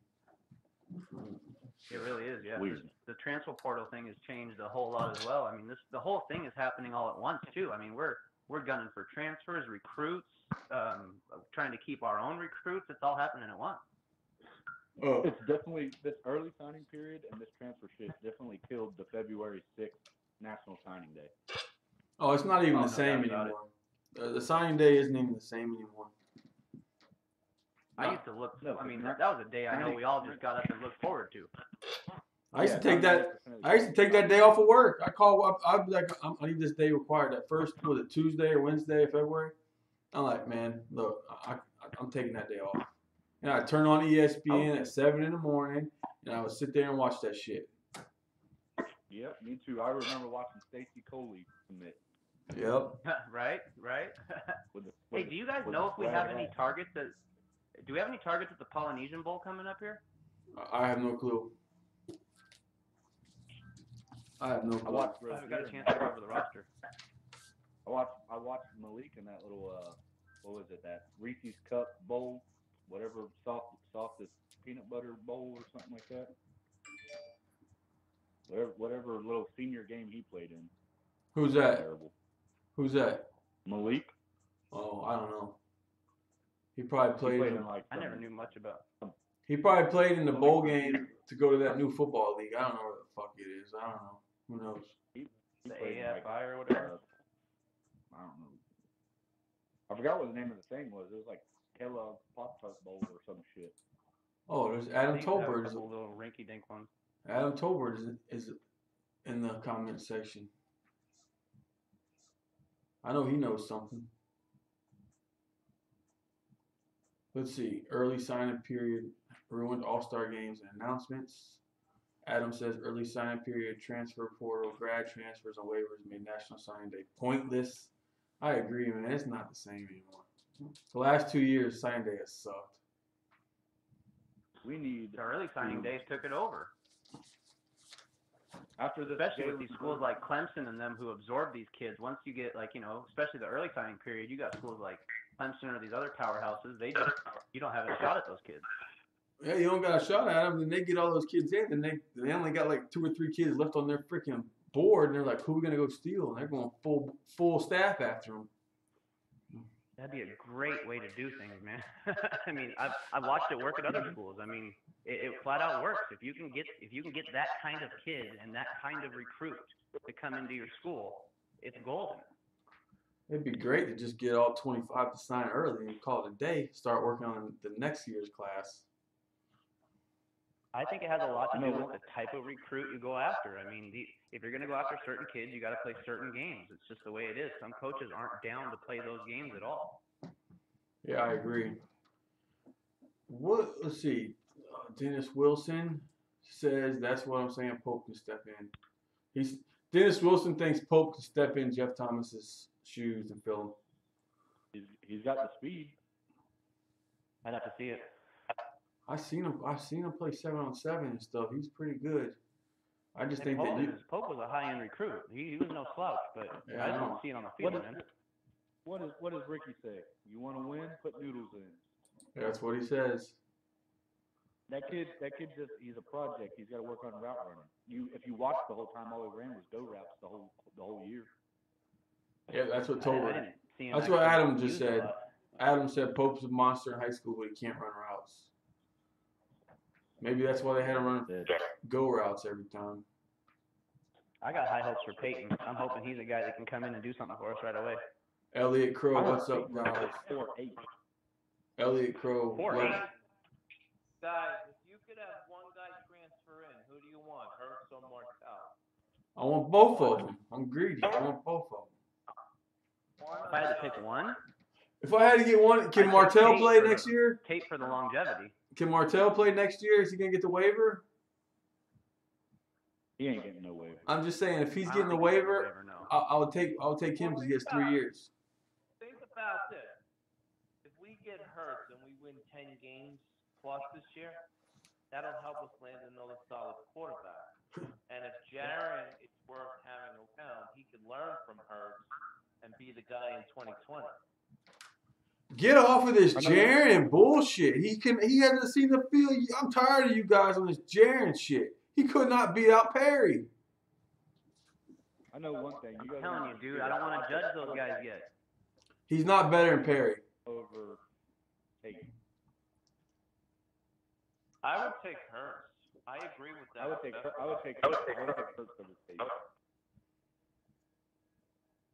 Is that just because of what he can immediately do for us as far as turning around the future, hopefully? Absolutely. We have to win, and we have to win now. You know how I agree 100%. You know how bad hell is going to break loose if we lose to Florida? Oh, it's going to be a disaster, especially if we get, like, actually thumped, you know? Yeah, because Al Golden beat Florida. So what's that telling you? That's true. Diaz can't start off like that, man. We cannot have this new era start off like that. What was the loss to Florida? And we all seen what this team does when they lose one game. Crash. Rick Bad Boy, you think your Jags will draft Murray? I don't know, man. Dolphins are getting. I don't know who they're going to draft. The Dolphins are getting. They need a quarterback. I'll take Ohio State's quarterback. He fits Tom Coughlin's scheme. I've seen Haskins mock the Jaguars quite a bit, especially since Justin Herbert came back to Oregon. Yeah, I think he messed himself up making that edit of him in that New York Giants jersey and said, "Bring me back home" or some shit. Yeah, I saw that. Yeah. Well, hey, remember Eli said Chargers better not draft me. Eli did the same thing pretty much, but he told him. Not like that. And I'm going. If I can go first round and not go to the team I want, I'm going to the first round. So whoever picks me the first overall pick, I don't give a fuck. Yeah, but you're talking about the Manning. I don't like kids coming in saying, "I'm not going to play for you." I don't like that. You're talking about the Manning family, man. They know what the deal is in the NFL. They know what organizations they want to play Eli for. was in a different position than almost any other quarterback you can imagine, though. That last name right there allowed him to do what he did. Let's see here. Dwayne Haskins or whatever the fuck his name is ain't on that level. Man, he's pretty good, man. With 50 touchdowns, Good, 50 touchdowns, not that many picks. What is that conference he's in known for? That's what he's going to do in Jacksonville. He's going to hand the ball off. They're going to pound it before net. And he's going to play action and throw it. That's what he's going to do in Are Jacksonville. you sure Fournette's going to be back? Yeah, they've already had the discussion. He's coming back. They've already had a meeting. He's coming back. Okay. Ohio don't play. He's a beast. Ohio's conference don't play no defense. No, not very little. Let's see. Man, I don't know, man. You guys. Oh, here we go. The Hurricanes will play November 23rd against FIU at Marlins Park. That's gonna be weird. That would be weird. Man, Marlins That's Park. sacred fucking grounds right there. Well, maybe we'll win. I'm going just so I can go to the new stadium. Really? Hell yeah, I want to see it. We got to stomp FIU out is what we got to do. Oh, we will. We'll beat the shit out of That's them. easy. We got to That's easy, right? murder. If we have a game with them, I will fucking. My Dukies lost tonight. Yeah, that's what Adam Tolbert said. Tell you, Duke. You know what? You're about to get hung up on. Duke lost? Duke. Huge win. How did they lose? How does Duke lose? Get out of here with that, Vic. You're Dookies. You need to go get you a Duke I believe basketball. Gonzaga beat them, man. That's crazy. You need to go get I don't you see a. how Vic ain't like a Rutgers fan or something, or a Syracuse fan. Yeah, I know, man. But you Duke. rep New York, man. You love New York. He loves it. You should be a fucking Rutgers fan or fucking Syracuse fan. That's what you should fucking be. The only worst offense besides You and your fucking your running back over there at Rutgers, you should be loving life with all those guys, man. he's got Archer Sikowski over there throwing the ball around too. Yeah, you're like your favorite rapper is probably Jay-Z.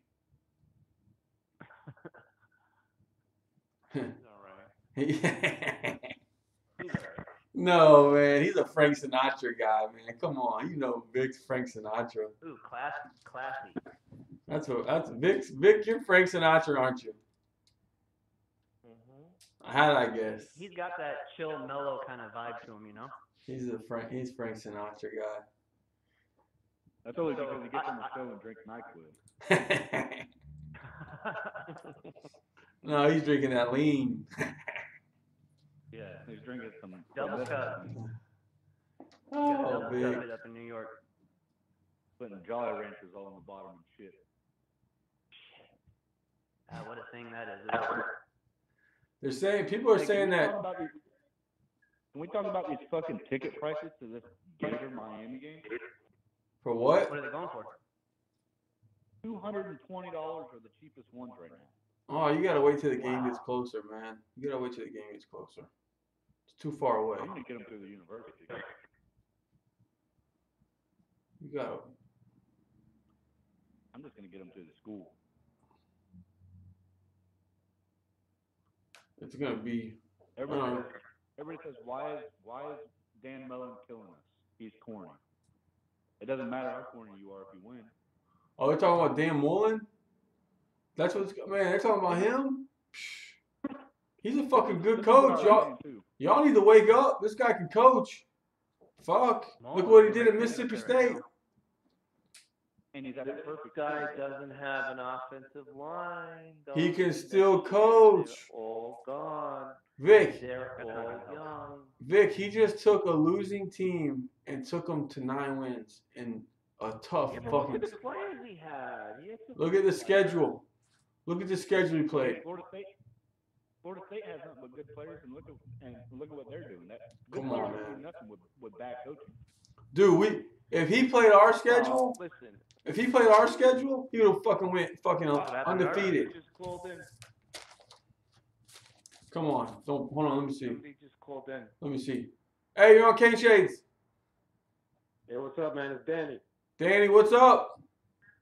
What's Nothing, up, man. Danny, man? That we're playing at the old site of the OB again this year. Yeah, I know FIU. I don't know how I feel about that. I don't like it. I know it's crazy. What's up, bro? Not much. What do you think we're gonna get here? Are we gonna get hurt or what? Well, I think it's a 50-50 thing right now. I would lean towards yes, but I mean, I'm not 100% confident, but he's definitely interested. I know that. Man, he better I come. don't see how we're not in the lead. I don't know. You know who we need to get on, Bo? Who? Just to make these people that don't want Jalen, don't want Hurts here. You know who can persuade him to want to make him come here? Who? If you watched Roman Kane's Twitter today, he broke down all kinds of things on Jalen Hurts. Man, I could get him on here. I might be able to get him on right now. It was really he did a great job with that. Yeah, he's the fucking he's the best, Definitely man. did. Quarterbacks thing, he's freaking awesome. So he broke down I all my spent half the day worrying about Jeff Thomas coming back, and then I got the news a little while ago that he's not. So that was kind of a bummer today. That is a There's bummer. still folks saying that's not for sure yet. Man, I don't know, man. I you think guys, he's gone. I swear. You know what this shit's like? I swear I feel like, fuck, I'm going on a date with a girl thinking I'm about to get some pussy and she's telling me no, I'm zipping my zipper up and I'm going home mad. That's how I'm feeling today, man. Shit. Going home blue balls? Yeah. I'm going home pissed, man. Fuck, we're getting pimped right now. Because, man, then you're telling me, oh, you still got a shot. Do I got a shot or not, man? God. I think we don't, man. I think he's gone, but that'll give a chance for someone else to step up, man. That's the way I look at it. I mean, if we get Hurts, he's a running threat also. So, and we got a bunch of running backs. We got Cam Davis, DJ. You know what I mean? This will be a different. It'll be a different animal with him on the field. Obviously, he's a great receiver, but it'll give somebody else a chance to step up. I don't know who, but somebody. Listen, if He's Jeff just Thomas special, leaves, though. He's special. if Jeff Thomas leaves, and after this Jalen Hurts and Tate Martell shit blows over, these fucking coaches need to go all in on T.J. Jones. I'm telling you. Oh. Yeah. Gosh. That'd be nice. They should be all in on T.J. Jones right now. We should all be on it right now. I agree. Bam, bam, bam. I agree. It'd be great to pull him in. I just don't know. I don't know how much of a real chance we have on that. Honestly, I really don't. Man, I don't know. I haven't heard from him. Yeah. Haven't heard from Yeah, him. we gotta shift our focus, man, because yeah, we gotta do something, man. We're going after what's his name? Pickens. Don't think that's gonna be a tough pull. Number one wide receiver, one of the top wide receivers in the country. We're jumping on late. George Pickens ain't coming to Miami. It ain't happening. I'm sorry. Man. But don't you think a lot of what we're going through right now is circumstantial, though? I mean, honestly, like it really might not be like this the next cycle. It really might not. I mean, this isn't a pretty situation that Diaz had to walk into, and like I said, I wonder if a lot of this is really circumstantial. Yeah, Diaz We walked have into great a better coaches. situation than Golden, and walked into a better situation than Rick. Oh, I'm not saying Yeah, we I'm have not good like coaches, judging though. who's got the better situation. I'm just saying it's not an overly gorgeous situation. He doesn't have a bunch of studs on the roster. It's not a typical recruiting class. I mean, he is kind of having to pick up the scraps a little bit that Rick didn't go do on his duty. The recruiting class is just Well, when due Diaz- to a retirement and losing, but there's some when Diaz said there's he some was players on this team. When Diaz I said mean, you got for Temple. our secondary is going to be. I think our secondary is going to be just fine. Hey, Danny, what do you got Diaz for said us? he was leaving the Temple. That's when some of those kids slipped. Yes. Hey, Danny, you got anything else for us? What's up? You got anything? No, man. Just letting y'all know that I'll be fighting June 15th in Tampa. Just wanted to put that out there. Oh, man, I can't wait. I'm going to have to go down there, go and watch that fight, man. I'm going to watch it. You're going to have to give us the news so we can tweet it out on Twitter, man. Kane, the biggest Kane fan, first boxing match. That's Yeah, bad. I want to see y'all with the Canes gear on. I am. Are you coming out with like orange and green fucking shorts and shit? Trunks? No, Do it. I haven't decided yet. I got so many teams. And I was kind of leaning towards the Dolphins, to be honest with you. Oh, God. Come on. The Dolphins? Danny, where are you from? He's from Miami. I'm from Miami. Have you ever fought in Tampa or in Orlando or anything? No, this is my first fight, man. His first fight, Oh, okay. man. My buddy from right here. Well, he's from Denellen. He's got like 3 belts in the state of Florida for all kinds of crap. His name's Tony Leone. I don't know if you've ever heard of him. Awesome, bro. That's awesome. But Danny, man, thanks for calling in. We need you to call in again, man, in the future. All right, bro. We need some what? I might sway my decision. I might wear the Canes for the fight. Do it. Hey, I might get on the horn with fucking Damien. Damien might get you some. Damien's got some fucking badass boxing shit. I'm gonna talk to him, man. Do it. Yeah, he just messaged me to call in before I called in. I'll holler at him, bro. And hey, man, Happy New Year and everything, bro. Go Canes. Yes. Great. Thanks, man. Go Canes. Thanks, Danny. Good luck. All right, thanks. Hey, that's our boy Danny. He's gonna be fighting in Tampa his first boxing match. Can't wait. Do you know his full name? I can't pronounce it. I can't. Oh, I was gonna say I'd look him up. It's gonna be his first fight. Oh, so, man, just starting. Oh, man, congrats to him, dude. That's big, man. That's awesome. Yes. Man, what's going on? Outside of the obvious of quarterback and offensive line, what are you most concerned about position-wise coming into this year? D tackle. I agree. About wide receiver myself. No, I would be good at receiver. Who do we have though that like proved they could do it? I know these guys got high accolades and all that stuff. I just want to see some proof, I guess. You know. Well, we're gonna have to find out. Someone's gonna have to. It's my concern. What is it? Sketchy. Offensive line. We said other than offensive line. Yeah, I'm sorry. God, if you stop taking that medicine. Gosh. You think Silvera's going to play a big role in this year? He should. We already know. I hope. I hope he's a stud. I want to see him go, man. He's exciting to watch. I hope he does because he's a stud. Okay. I'm just worried about who's going to play next to him and who's going to rotate. He's got that swag and that mouth like Warren Sapp. He kind of reminds me of him. I hope he plays half as good as Sapp.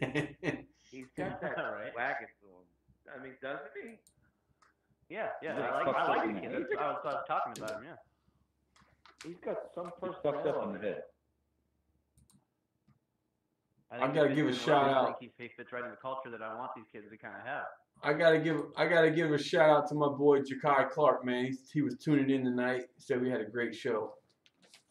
That's the man right there. He's looking forward to great seeing him in orange and green. Oh, Ja'Kai Clark, that's the most hard-working kid there is, isn't it, Vic? Every time we talk to him, he's doing something. I love that. I'm excited. Anytime. That kid on National Signing Day signed his papers, went to school, went to work, and then on his break he called in on show. Just on that note, I love that kid, man. Next time we get him on, he's working out. He's working out. I mean, this guy's always doing something, man. He's a worker. I can't wait to see him in our uniform, man. Everything I've heard about him just screams, just dedicated, just the kid's just gonna put it on for the U. He might be one of those guys that aren't heavily recruited that might turn out to be a damn stud. His work ethic alone. Just on his work ethic alone, the kid's gonna work hard. You gotta admire that out of a kid, at that age to be that dedicated. I mean, that's what I want at the U. I want these kids that come from that. Okay, well that's one offensive lineman. Mm-hmm. Kid Adam El-Gamal, who's only played football for a year. He gets up at 4 o'clock in the morning. You heard what I said before. He takes the train to the bus to get to school, and he gets home at 9 o'clock at night. Those are the kind of kids that we want to get. Fantastic. Do we have any others coming in like that? Prima donnas. Those are the only two we found so far. But man, Ja'Kai Clark. Titles prima donnas. Ja'Kai Clark. I agree wholeheartedly on that. Ja'Kai Clark is hungry, man. He's hungry. We need that back in the trenches, especially, and that's where we need it, is in the trenches. How the hell is Florida State keeping their quarterbacks from transferring? Is what I want to know. Which one? The little. I don't know, man. Blackman? Francois? No, the little skinny one. Blackman. Yeah. How the hell are they keeping him from not transferring? It's because Blackman's returning, or not Blackman. Francois returning. I don't know, man. I don't know. Maybe. He's gonna be a fucking junior by the time he even gets to play. They get 2 years. I'll tell you, Willie's got a good line of bullshit, man. That's all he's. I don't know how the hell he does what he does, man. He's like a used car salesman. He's the blackout golden man. Holy shit. He's better than Obama. Oh God, that wasn't right to say, Vic. Man. Mm. You know what the sad thing is though? Is Francois is a dangerous quarterback. He's just on a shitty ass team. Oh man. Sam, Francois has been beat up. That poor guy has just been beat to crap. he has. I've never seen a quarterback that tough in my life. I'll tell you that right now. For his size especially too. That ain't a big boy at all. I've never seen a kid get that fucking beat the fuck up and like practically let everybody on the defensive line get ran through and tackle you and get right back up every fucking time. I've never seen that. Yeah, he's tough, man. He's very tough. Did you not see how hard Sheldrick Redwine hit him when he fumbled when we played him? And the kid just bounced right back up. Big.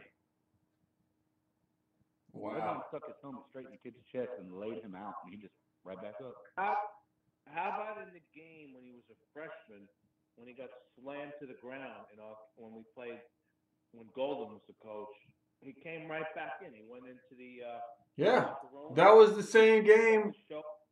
That was the same game Brad Kaya lost his tooth.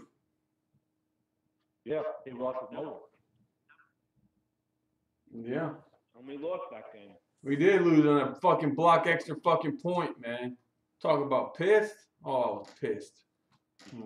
Yeah. I was fucking pissed. I was celebrating.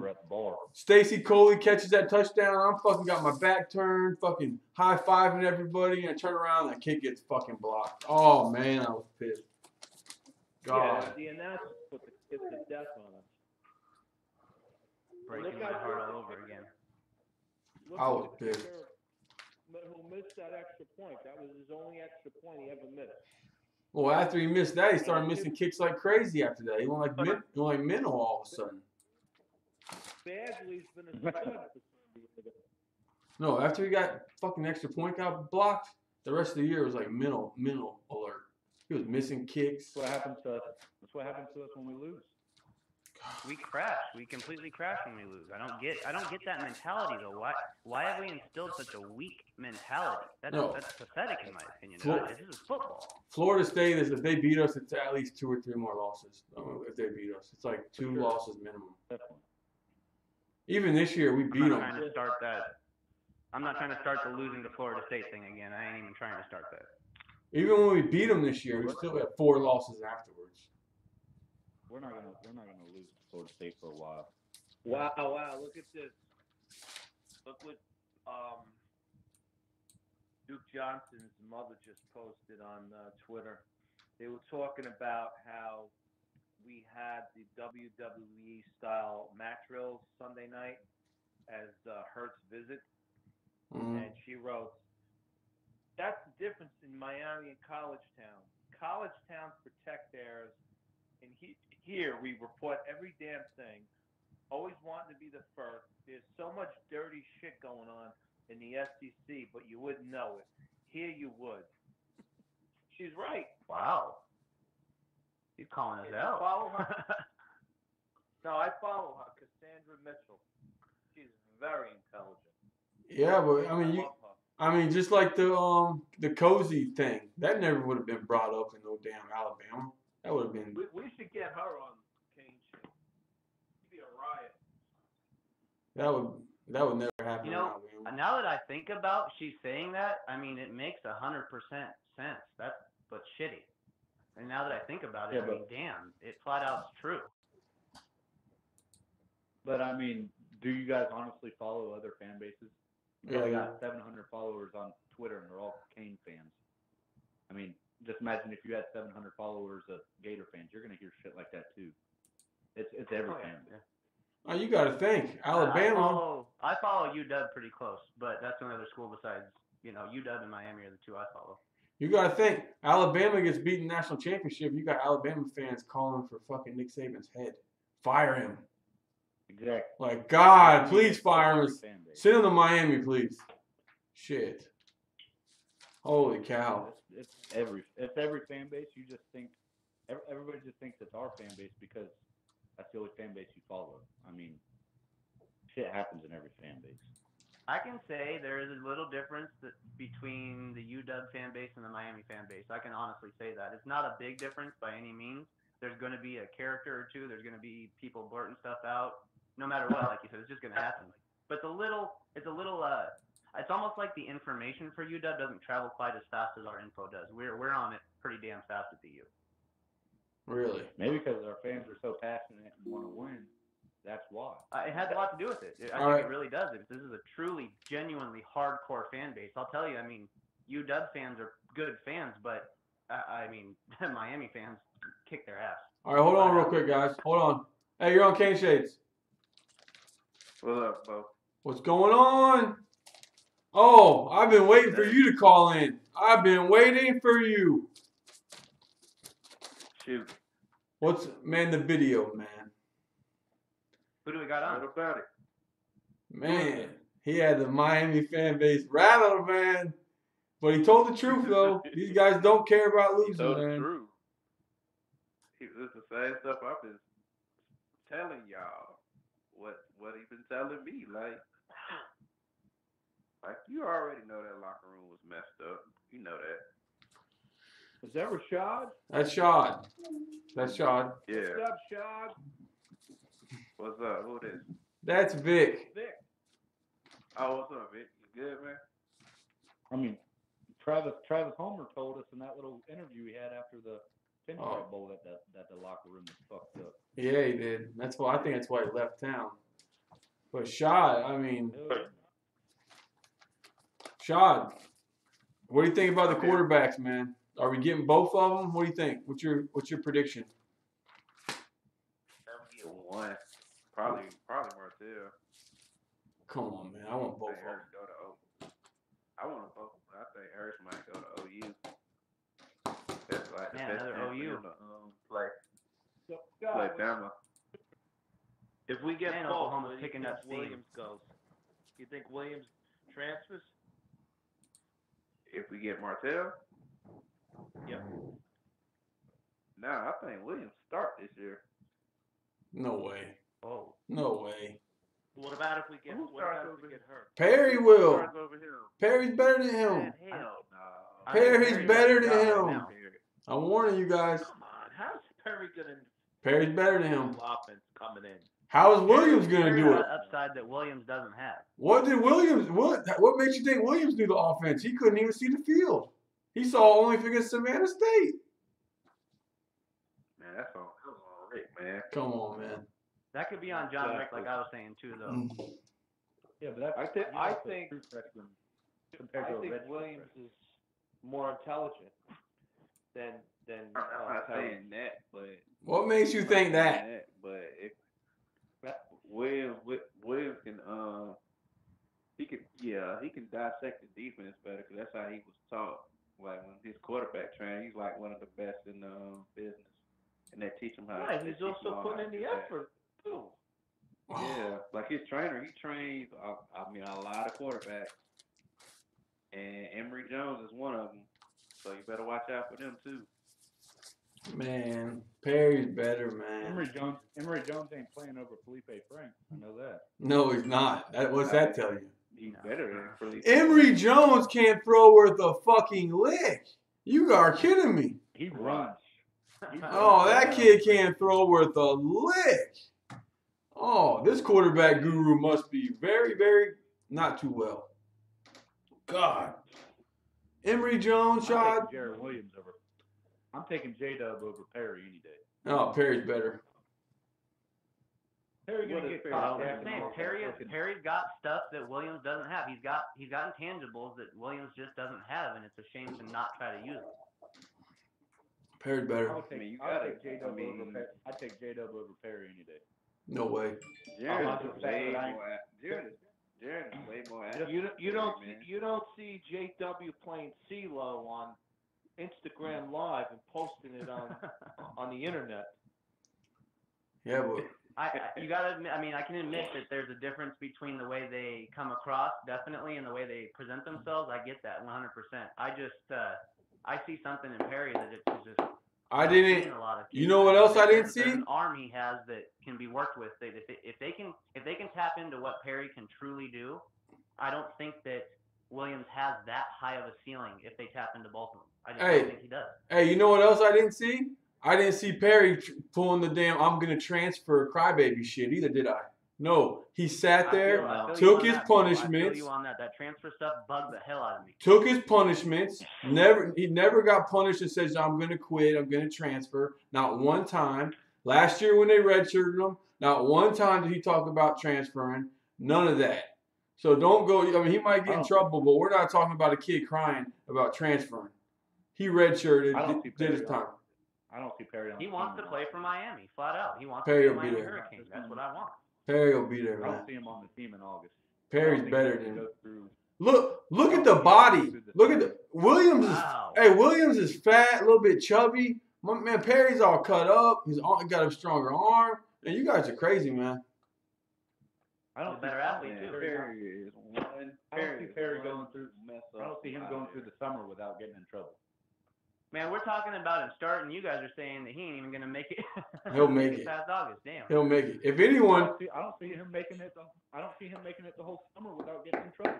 if anyone's not gonna make it, it's gonna be Williams, because Williams is gonna be freaking transferring his ass out of here as soon as competition walks through that damn door. Do you think if Perry gets the job right away, we're gonna hear rumblings about Williams wanting to leave? Oh, he's gonna be gone. Yeah. Yeah, he'll be gone. I don't like that, man. I just don't like that. That's a weak They mentality. don't make posts like that no more. That's the new generation. It is a new generation, you know. It really is. Man, you don't think it was weird that all of a sudden he goes to saying he's gonna transfer, and the next thing you know, that video shit comes out in a fucking school newspaper, the same exact fucking time. He still didn't play in the bowl game. Because you know why? Perry's better. Play, right? Because Perry is better, and you guys just need to freaking. I mean, both of them are Rick's recruits. I'm trying to tell you, Perry is better. I swear though, the way Rick treated Perry, there were times where I didn't even know if Rick truly even liked Perry. Like honestly, the way they he liked treated him. him, pulling him in and out and all that stuff, and he still stuck through it. They liked him. Rick did him dirty, flat out. Rick did him dirty, playing him back and forth like that and everything. I said it from day one. I don't believe that Rozier should have played one single game for us this year. It made no sense, in my opinion, to have him play one. I think Rick protected him. I was hearing stories that he wasn't going to class, he wasn't studying his film, he was smoking dope. Your boy Williams got suspended. Your boy Williams got suspended a game this year, didn't he? Yes. He did what? He got suspended a game. Who got suspended? Yeah, for missing class. Missing class. But that's what Vic said that Cozy's doing. He didn't get suspended for missing class. Williams did. What did Weldon get suspended for? Marijuana. Smoking dope. Okay. Marijuana. I don't know. I just think Jaron is more intelligent. I don't think it's only about athleticism in quarterback. I think it's more mental and it's more intellectual. So let me ask you, Vic.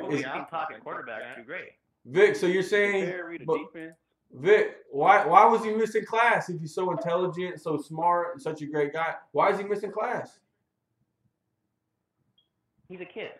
Oh no, I know, but he's riding on Perry when the kid's done the same shit. If Perry doesn't put anything on social media, we know nothing, and he never gets in trouble. He gambled on social media, threw the money on social media, and did the porn thing on social media. Everything was because of social media. Perry also came out there and said, Perry also came out though and said he hasn't been studying film. That's on Rick. That's on Rick. You can't lead a horse to water, but you can't make him drink. That is on All Rick. right, let's talk about the running backs. What about them? We're loaded. Studs, you got DJ, you got Davis, and you got Lingard. And you got Martin. We got Burns too.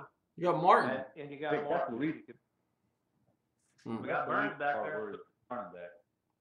So who are you starting out of those three? I don't know. I haven't seen him practice yet. Couldn't tell you.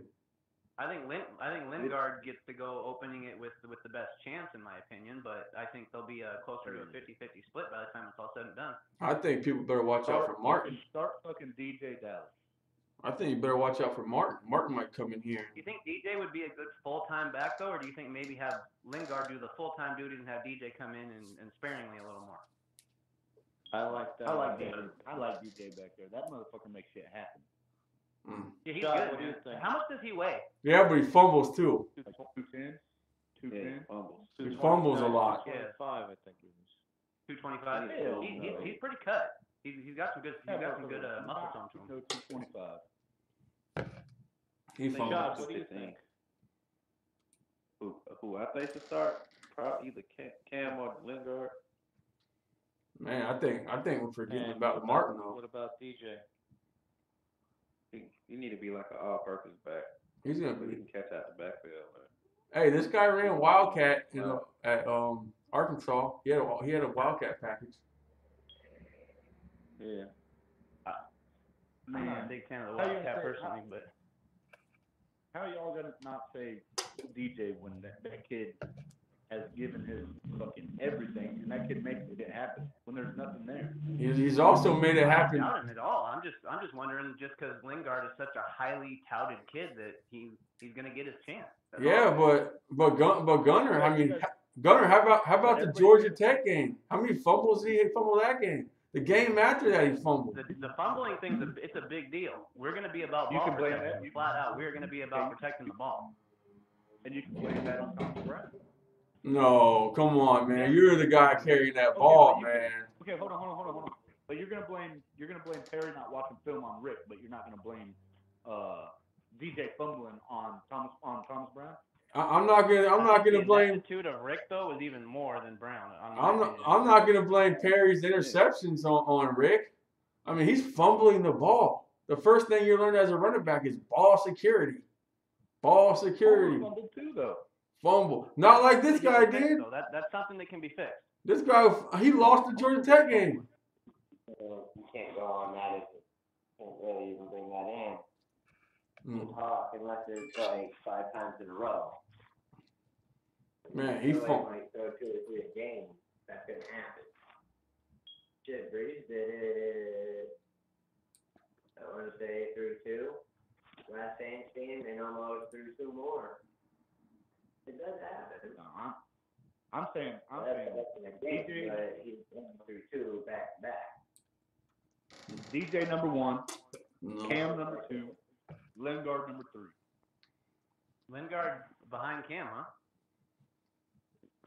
Yeah. We haven't even seen the Martin kid Don't play get me yet. wrong, dude. I'm all for it if it works out. I like Cam. What I saw from him was some short, quick burstness and stuff like that we haven't seen in a little while. Between having Dallas and Homer come out there, he gave us something different. I really, really liked what he showed. I mean, he runs hard. That's one thing. That boy runs hard. I tell you one thing, you didn't see Cam Davis get hawked down like we've seen Homer get hawked down.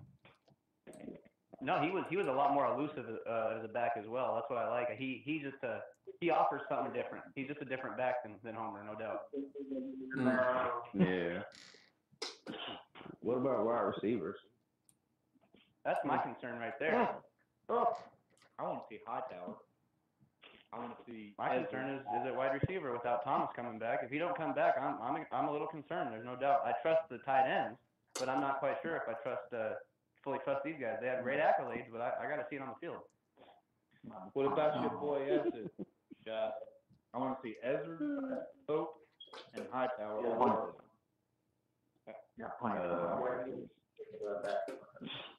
want to see what Quez do too.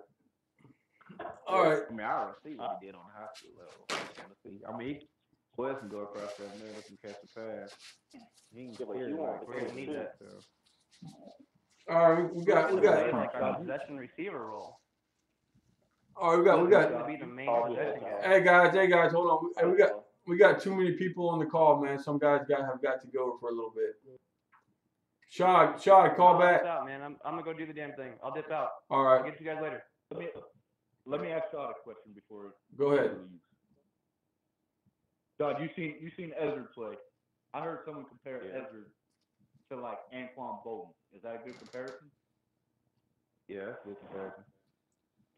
Big body, strong hands, shit like that. Is that faster? Yeah, that's a good comparison. Then I want to see that fucking kid play.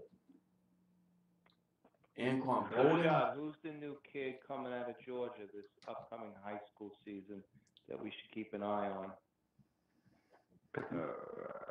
Eric, what's his name? Big tight end. He's only a sophomore, correct? No, he's 2020 kid. He's a junior. That's who the new tight end coach should go look at right there. Well, Hartley's I want never that tight fucking- end coach over He's Georgia. I want that kid. That's what I heard. I want that kid Kane.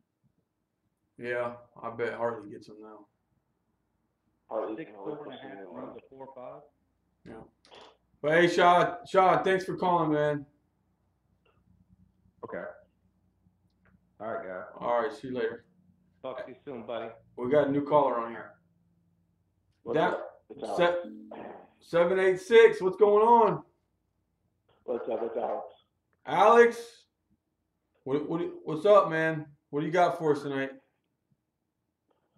I think Davis is going to be that starting running back next year. Cam Davis. You're on the Cam Davis train. How come no one's talking about Martin? Martin might come in here. Yeah, he's eligible. If he gets the waiver, Yeah, did he get the waiver already or no? He's gonna get it. they ain't set. He'll get it. I would give it to Davis though, because for him to come and steal carries from Dallas and Homer, and he was the last guy to enroll from last year's class, kind of crazy. Just to think about that. Look, I don't think Dallas is a running back. He's just a. I think he's more of like he kind of reminds me of like a Sproles, but obviously bigger, like an all-purpose back. You can use him third down. He's an ultimate weapon. Third down, he can catch. I tell you what, he looked a lot better when he was at 205 pounds compared to 215. He was way overweight. They put bad weight on. Yeah, they didn't put muscle. They put on fat. They made that man sit. That's one thing I don't like about Felder. He just made that man sit there and eat. Who was that? 400 pounds, and how are you 450 pounds and being a fucking strength and conditioning coach? He's just a hybrid of Tech. He did. I don't give a fuck where you got hired at. 450 pounds and you're a strength and conditioning coach? What's that telling you? Our linebackers more look like like they have beer strength and belly. no conditioning. Mike Pickney looked like he had a fucking beer belly. Exactly. Like imagine all of them that the work they put in on the off season was they got super skinny when they got in with Gus and he made them fat. Man, Like, if you looked at them before the season started and strength and conditioning started, they were skinny. Like they were a good weight for linebacker. Then Gus came and said, no, you need to put on 15, 20 pounds. Go get me one of them steroided motherfuckers like that dude from Northwestern that'll headbutt your helmet. No, I'm excited for Pat Joyner though next year. Ooh, as a rotation backer, he's gonna knock someone's head off.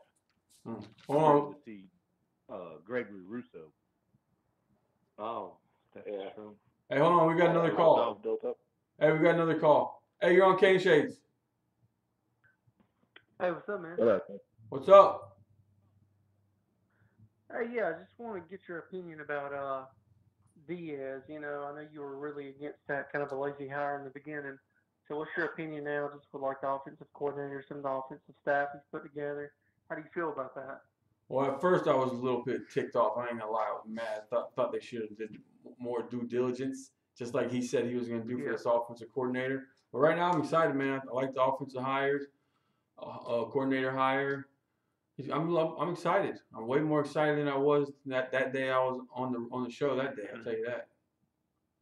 I got optimism. I think it's kind of a sad note we losing Jeff Thomas and everything, but at the same time, you know, I think the potential's there. Let's just see how everything, you know, kind of unfolds in the future. Yeah, we're gonna see. I think we'll be all right. I think we should win 10 games at least next year. That's great. My opinion is it still was a lazy hire.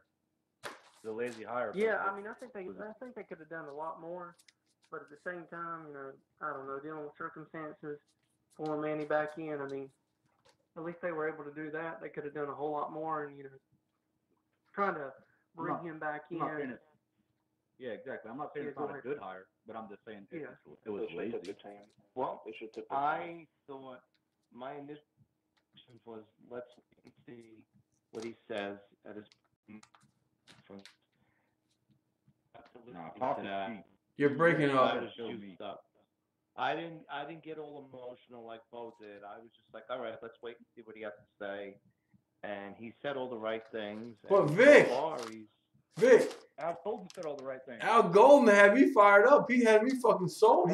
Al Golden's press conference was way better than his. No, I understand that, but listen, he's working it hard. I mean, to bring this guy Enos in was a big thing. I mean, really. I mean, the guy could have been the offensive coordinator for Alabama. I mean, that was a big steal. I mean, the best thing Manny did was fire everybody on the offensive staff. Except Harvey. Yeah, exactly. Well, let's be honest. The board of trustees made that decision, and they told him, "You take this job. You got to do the dirty work." And they saw the writing on the wall. Yeah. So it wasn't Manny. That was a call from James, and it was a call from, David Epstein and the board of trustees. Well, yeah, but he could have saved Thomas or Hartley or some of those guys. I guess like a clean slate. That's what I like, you know. Yeah. I think we're gonna regret because now he just went to Georgia.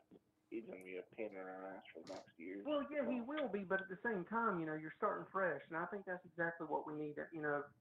Maybe Manny's not going to be something like a Nick Saban. I don't believe that whatsoever, but at least he's trying to start fresh for the most part. He had a relationship with Thomas and some of these other guys.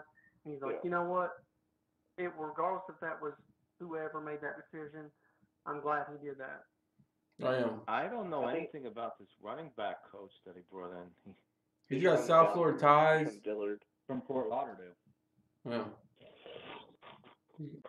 Supposedly, anyway, hey, thanks you guys. Hey, appreciate it. Thanks you guys so much. I love you guys so much, and keep going. Go Canes. Go Canes. Call back again.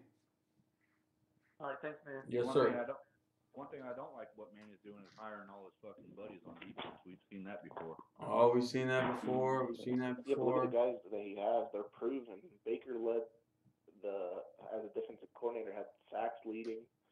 Ramsey, you already know he's done. Baker's the only guy he hired. Huh? Where was he at? Law Tech? Louisiana Tech, but yeah, they still led in sacks and I think FBS. That's a huge thing regardless of where you're at. I don't know, man. I don't like the whole buddy shit. I don't like that at all. I don't like it either because it makes it seem like it's harder to fire him. It's like the last two coaches. Is he gonna? Well, he doesn't know Jeff Simpson. That was a Rick hire. He don't know Jess and Rump. That's it. Yep. Yeah, but Jess Simpson came in here in 1 year and freaking won him over because he can fucking recruit the shit out of Georgia and he coached the shit out of that D line. He knows. He knows if he got rid of Jess and hired one of his homeboys. So then, why are you guys so concerned about the D line if we have such a good coach in Simpson? Because we need D tackles. Did you see the Wisconsin game? Did you watch the Wisconsin game? Our D tackles were doing nothing. Yeah, listen, they didn't listen. Let's be honest, they didn't even show up. Don't give me that. Don't give me that, Vic. That defense showed up, man. That defense showed up, man. I don't like that excuse. Yeah. If they would have made a couple stops, they wouldn't have been out there like that. I guarantee you plugged Daryl Willis in there, that shit didn't happen. Listen, and that last touchdown they scored was bullshit. Okay, it was with 6 seconds left in the game. So in my eyes, they only gave up 28 points. How many yards rushing? Turnovers in that game? How many yards rushing? Yeah, Rozier's first pass was an interception. How many yards rushing? What their average is? They average about that every game. No, fuck. Hell, they don't average that. They had 7 wins like us. Yeah, bro, look how much time of possession they had. You gotta look at it. What was our offense doing to give our defense a break on the sideline? Okay, hold on, Vic. What was our defense doing? Our defense wasn't doing that fucking thing either. Yeah, but your offense has got to give your defense a break. So it's regroup and make plans and not go a 1 minute. Oh, we're gonna go back on the field. You can't even talk on the sidelines because get water in you. You gotta go back out. It's been a minute. Well, it ain't like it was 90 degrees outside. Yeah. Well, no, I mean, but still, I mean, you got to get a break. If you're out there for 27 minutes, I don't care what degree weather it is, you're gonna get tired. So Vic, so you're telling me that's Georgia's excuse? They didn't care about playing Texas. They didn't care about it. They just said, "Fuck it, we didn't care. We're not in the playoffs, so we don't care."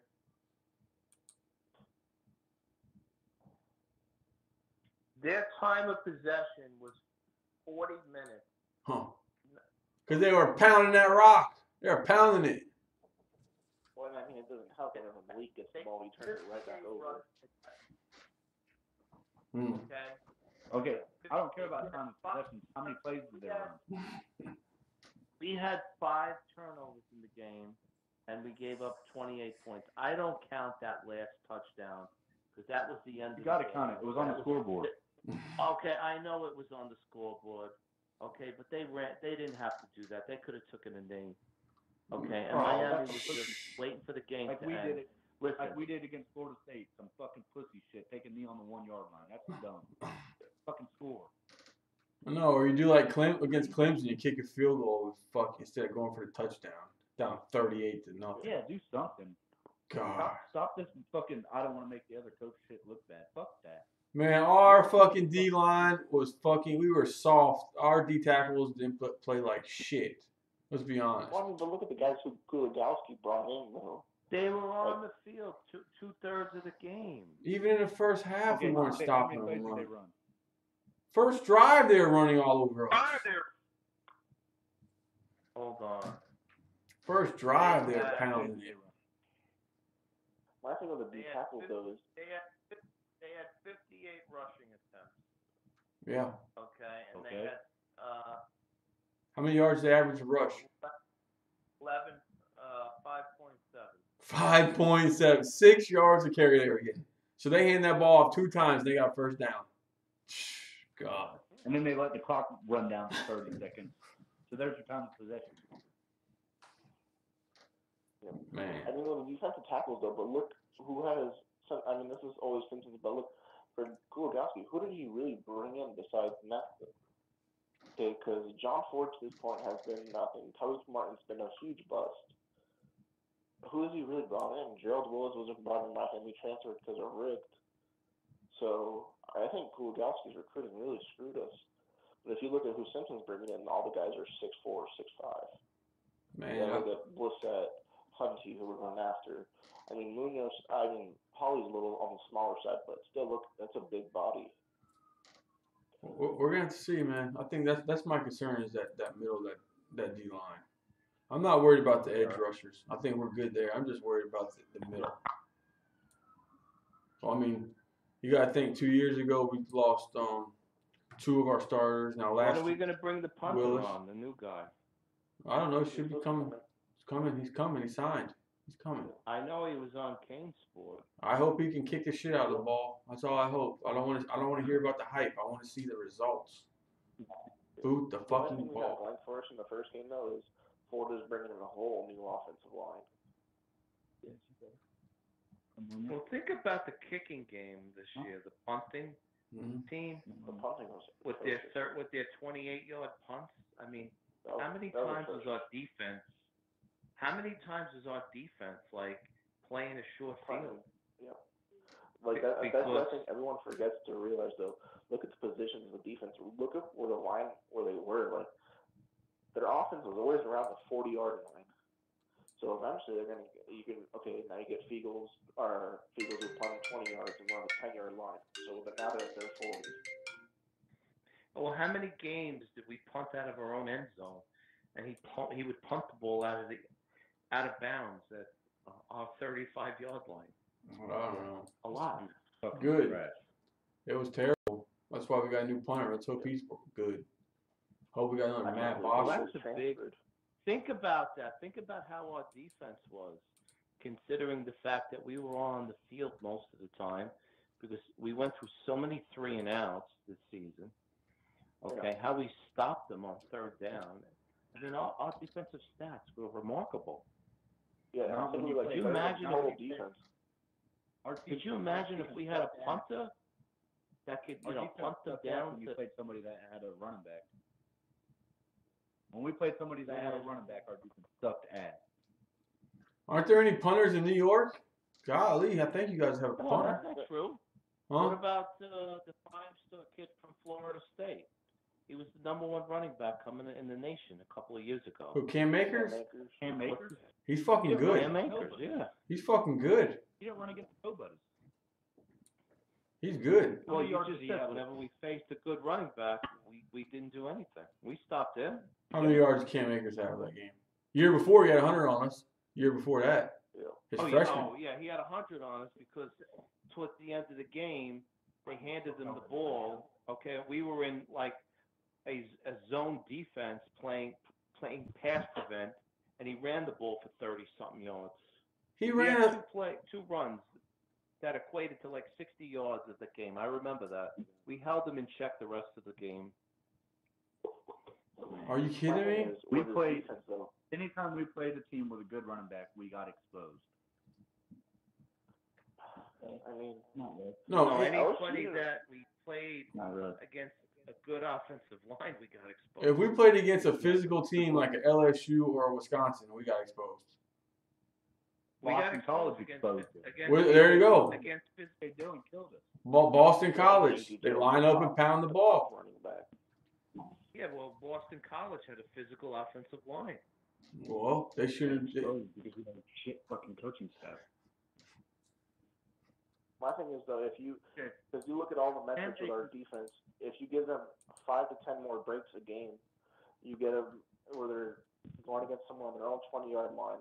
Now they don't have to scrap and call these crazy plays to hope for a turnover. Maybe our defensive run situation gets better because they're not having to sell out for one particular play. Cam Akers averaged 4.2 yards a carry against us last year. I'll be right back, guys. 4.2.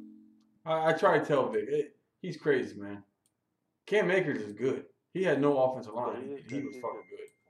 Shit. Our defense got exposed when we played good running backs. Yeah, but I mean, look at the teams though. So LSU's got an elite defense. Look what they did to our offense. Shut it down. So I mean, I agree with you saying. Like, I'm saying our run defense is spotty, but you got to look at what was our offense is doing to spot, like give them a break. Yeah, but LSU could have hung 50 on us easily. Yeah, and they're a lot higher level than us. But what did our offense muster? Nothing. That last minute touchdown, really? Our offense was terrible against freaking LSU. The only time we scored against LSU was in trash time. Exactly. That's one thing. I'm like, if you give our defense more time to break and you give Diaz time to game plan, because that's what he does. He just adjusts throughout the game, and you see those runs start coming less and less. Man, I think the defense was hyped. It was what? I think our defense was overhyped. You're saying overhyped? I think it was. Some people in the comment section are saying overhyped. Some people are saying numbers don't lie in the comment section. If it was overhyped, but they won us so many games. Look at the games that they won us. That Florida State game, that North Carolina game. If it wasn't for our defenses, What are you talking about? Though? Look how shitty Florida State. Look how shitty Carolina was. Look how shitty Florida State was. Yeah, but okay, but look what our defense did at North Carolina. They scored more points than our offense did. Yeah, but Carolina won how many games this year? 2? Yeah, and think about that. Our offense scored less points than our defense did. Yep. And then, So how about the Virginia game? They kept us in the Virginia game. Only gave up the 16 whole time, our points. offense couldn't do anything. Virginia was fucking garbage. Hey. We couldn't stop the run in that Virginia game. Virginia, you see how bad Virginia beat South Carolina? I'm just saying. They only held 16 points. Started the game off, 2 picks? Yeah, but I mean, we couldn't stop their run. We couldn't stop their quarterback from running on us. It's one of the hardest things to do, stop a running quarterback, though. But Run a fucking spy. Well, it's hard to say. It's hard. I know. I can see where you say overrated, but I also can see where you make the argument is this fucking offense was just god awful. The punting was god awful. I mean, they were put in some bad situations field position wise. The LSU game, LSU was probably averaging like around the 46-yard line or something they were starting at. I mean, it was crazy. Yeah.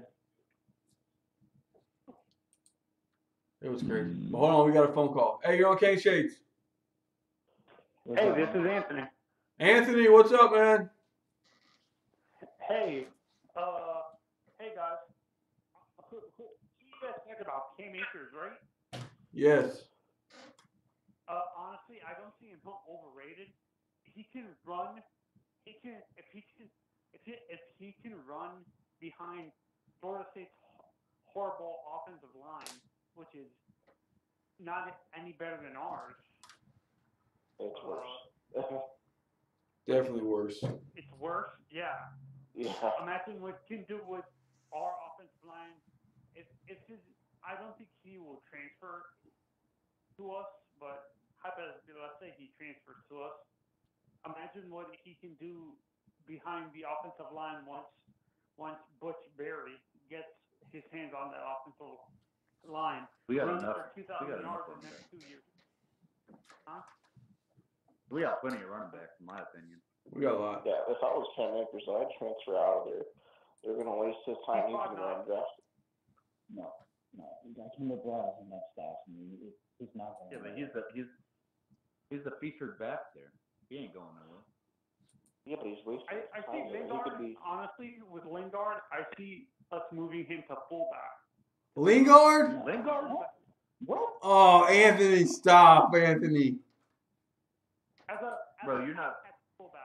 As a pass catching fullback, to be honest. He's not no H-back. Come on, Anthony. He's an old school running back. He's a downhill. He's not even a fullback mold. He's a freaking. Out of all our running backs, who do you think would move benefit the most? Burns. We have a fullback. We have a Burns. We have Willis George. Fullback. Burns. We have Willis George too. No, Anthony. Anthony. You broke me, dog. You broke me. Oh no! And this is honestly the whole fullback. Honestly, if Enos is not running a pro style offense, which I highly doubt he is, I don't think we're gonna really need a fullback. We're probably gonna be having our two running backs on the side of our quarterback, and we're basically having running routes and stuff like that. Multiple offense stuff. Oh, Anthony, man.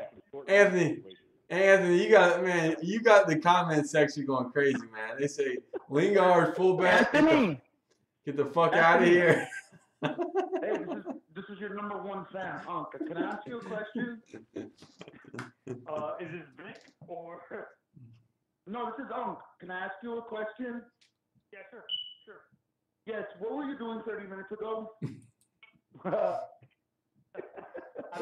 What were you doing? What were you doing and what were you watching on YouTube? What were you doing? Could you please answer my question, please? Oh, I was watching you guys. Oh, bullshit. Bullshit. Bullshit. Yeah, All right.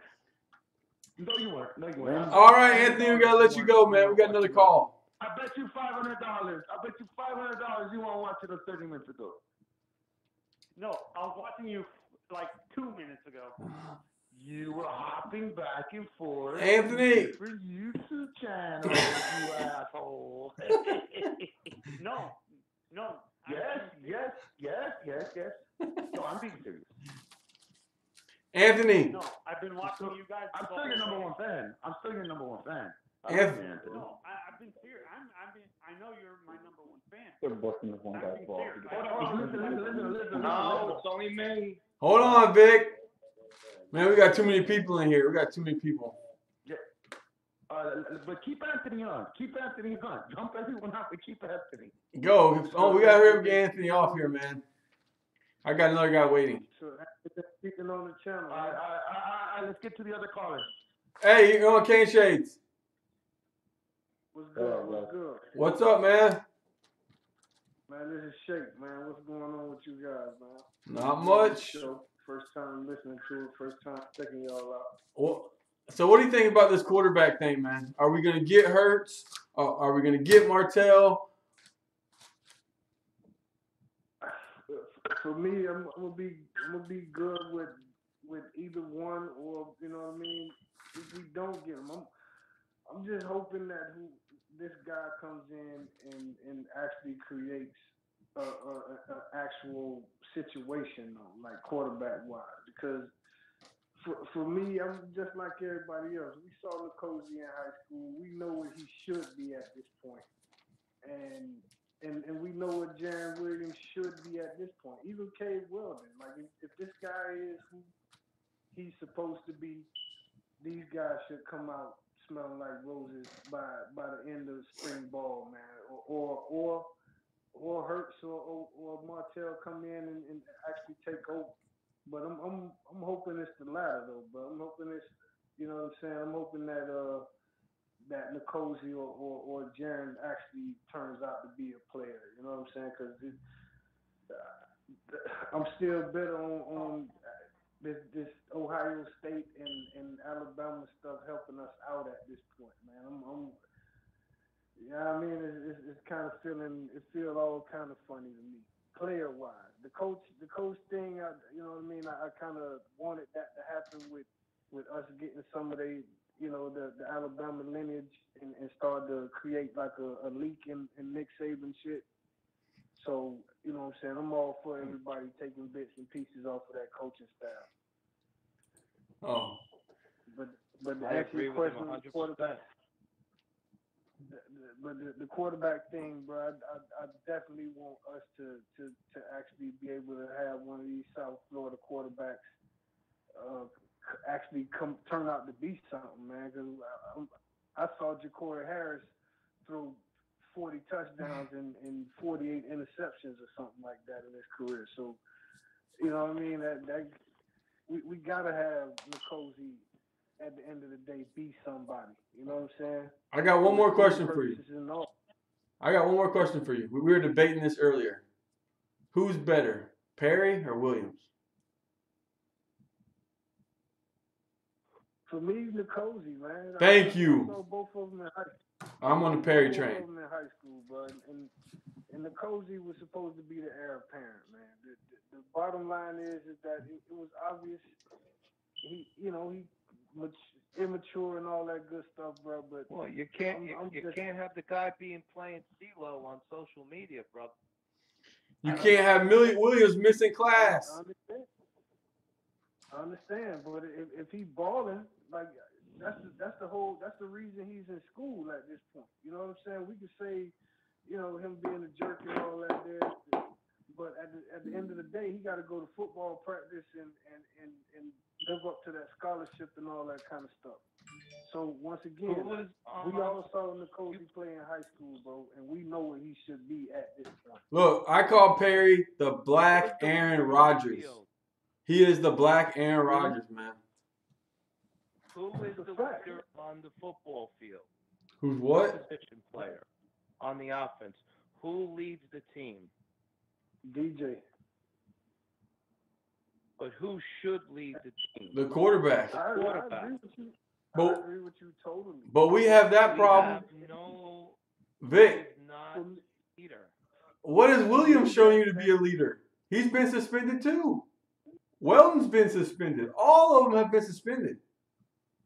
But these are all things that happen. Like back in the day when Michael Irvin or somebody gets suspended, bro, you wouldn't be talking about the fact that he got suspended. You know what I'm saying? You'd be talking about the fact that he's not playing.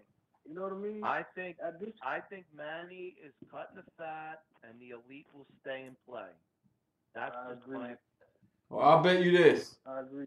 Hey Vic, I bet you this. Williams will leave before Perry does. Because you never heard Perry. Why would he leave? Hold on a second. Let's say we bring Hurts in for a year. Mm-hmm. Don't you think he would be a good positive influence on Perry? I mean, Bo, you're saying Perry is going to stay through thick and thin. We all know that, he does have some maturity issues. The man was 26-2 brought Alabama to the national championship. Okay, the man has respect. The man will command respect in that locker room. Okay, he's going to be the head honcho in charge if he steps on that field, and he's going to bring a winning attitude. He's not going to put up with bullshit I and agree. drama in the locker room. I He's going to agree. change the culture of our team. I agree with that. I'm not against that. But I mean, one of my problems with Perry, I think Perry is more worried about being cool with the guys than being the leader right now. But I think that's going to take time for him to learn. But I'm telling you to do. Where did that come from? Where did him being cool with the guy? He doesn't have to be cool with the guys. He is cool with the guys. That's what he does. He's out there hanging out with the guys. He's not the leader.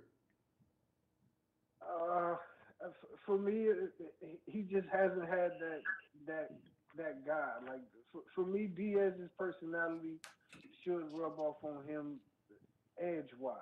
You know what I mean? I don't think Mark Richt had that edge to where Cozy just felt like, you know what I mean, like some kind of pressure, bro. Not only from the player behind him, but like from the coach. You know what I'm saying?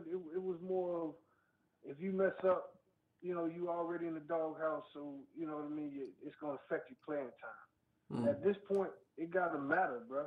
It gotta matter to Nkosi if he's suspended or not, or because the other players around him, when you balling, when you that cute, just like you saying about Aaron Rodgers, no matter what kind of jerk he is, on, you know what I mean, to these guys, if he throwing 40 touchdown passes, they gonna shut up. You know what I'm saying? So at this point, I'm getting away from what I was about. I agree with that though. Developing the cozy is way more important than Jalen Hurts coming in here actually taking over the reins. And I'm talking about this this offensive coordinator, bro. He's a quarterback guy too. So we need him to develop Nkosi. So these other quarterbacks that's coming after Nkosi can, you know, go by that story instead of Jalen Hurts, who's already a proven commodity of sorts. You know what I'm saying? So it's something to be said about this guy coming in, developing Nkosi or Jaren. I agree. One, you know what I mean? But we need a player that we cultivated and proven that there was some talent there, some actual D1 talent. Do you think we could win 10 or 11 games with Nkosi at quarterback next year? I think we can, just for the simple fact that the offense will be different, and I'm hoping. That's another thing with Searles. Did Searles leave? Is he gone? Yeah, he's gone. North Carolina. Yeah, we just got that Butch guy. Yeah, we just got that Butch guy. But that was the bottom line for this year, bro. If we were tough on the O-line every game, I don't think we had a problem, bro. But we were just. I think that was the problem. I think the punting, and I think the offensive line were the two. Oh, we don't even want to things talk that about killed it.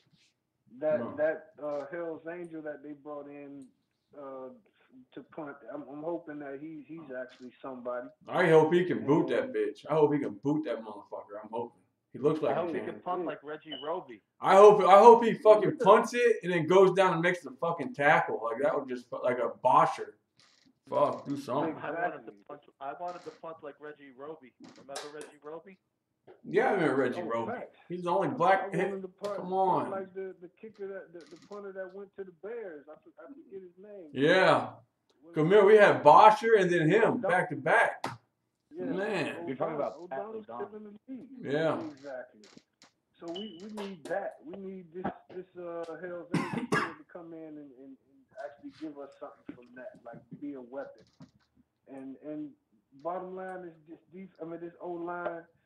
If they not tough, we gonna look crazy again, bro. Because this cat, he bringing in that multiple look offense, and we got the personnel to run that, man. It's time for Lingard and Davis to be on the field at the same time. Lingard and DJ. I'm glad Homer left. You know what I'm saying? Shout out to Homer. You know what I'm saying? I love them, but for me, I just think all these young cats is crazy. And then you got Ansa coming. I mean, it's going to be a couple of years of us actually dominating if this guy can come in and get this O-line tough. You know what I'm saying? I want Hey, man. Hurts, man. I want to fucking win. Hey, man. Hey, we appreciate you calling, man. Keep watching and calling in again, man. Call us back. Calling again. I got you, man. My name's Shake, by the way, man. All right, Shake. You got a good show, bro. Appreciate it, Where you man. from, Shake? Shake, where you from? Down south. I'm from down south in Gould. Good. Another Perry guy. I like it. All right, we got another caller. You're on Kane Shades. What's up, guys? Hey, guys. What's going on? Hey, loving the show. Loving the show. This Perry, you guys keep talking about his leadership. Man, I've seen this kid play. Got me? I got you. Yeah, who's up? By the way, Go ahead. Who are we speaking with? Man, listen, it's your favorite uncle. Travel from end to end of the state of Florida with you. No, that's not him. That's not Damien. No, it's not Damien. It's Uncle Jerry. Hey, man, I've been listening to y'all's show. Is Perry the guy? You there? Yeah. No, serious question, man. On the field, I've seen no better leader on the field than N'Kosi Perry. What do you guys got to do to get him to be a leader off the field? I mean, how old? Who's the quarterback coach for you guys? It was Rick's son, right? Yes. Well, my question is, how old was that cat? How old's his son? 20s. He was 20s, 25 man. when they hired him. He was 29 this year. You guys, man, maybe you guys could have bring in an older guy, maybe? They did. He's fired. I agree with you 100% wholeheartedly. I mean, I remember Bowden going through this with his son, burning through quarterbacks, have off-the-field issues. It's not the on-field leadership that you guys have a problem with. Perry he's the shit. But off the field, it's just a little bit crazy. So how do you fix that? How do you fix it? I don't know. Maybe a dedicated quarterback coach, maybe a little bit mature. Maybe a family guy that's got some kids, show them the path, what comes along with this position. Well, how do you fix a kid putting porn stars on, having sex with one of his teammates' girlfriends, and have him playing CeeLo on Instagram Live with money in front of it? Well, yeah, that's really not uncommon. It's just now with today's everything's on video, YouTube, internet. They didn't have it back in the day. I don't know. Maybe you got, I don't know, an older guy, older quarterback coach. Well, you got to think. Well, if it wasn't for social media, no one would even know this happened. If it wasn't for social media. I mean, I don't know. I like the Perry kid. And I'm like Bo on, man, he's got all the throws from all the angles.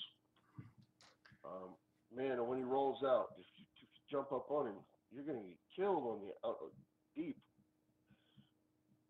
I don't know that they're using him to his potential. I don't know. I'm just trying to. They're trying to say that this guy Williams is better than him, and I'm trying to warn them that Perry can make any fucking throw on the field. There is no throw he cannot make. None. And Williams. I agree. There isn't one. I mean, you talk about the angles you throw from. I'm not doubting his athletic ability. Yeah, but you guys are saying his work ethic. No.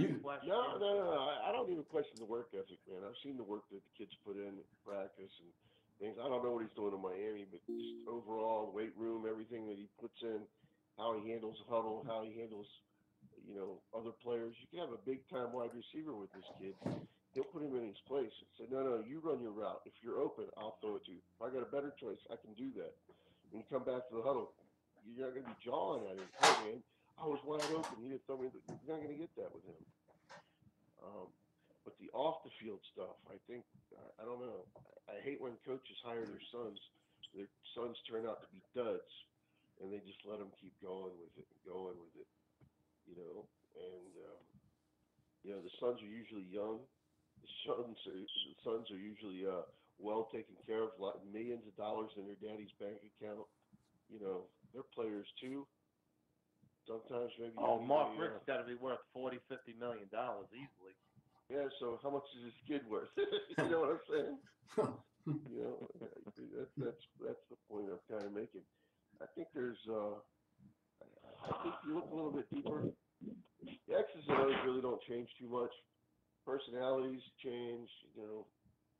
I don't know. I think you can bring in a more mature, maybe quarterback coach. You don't have to change the whole offense, burn the house to the ground.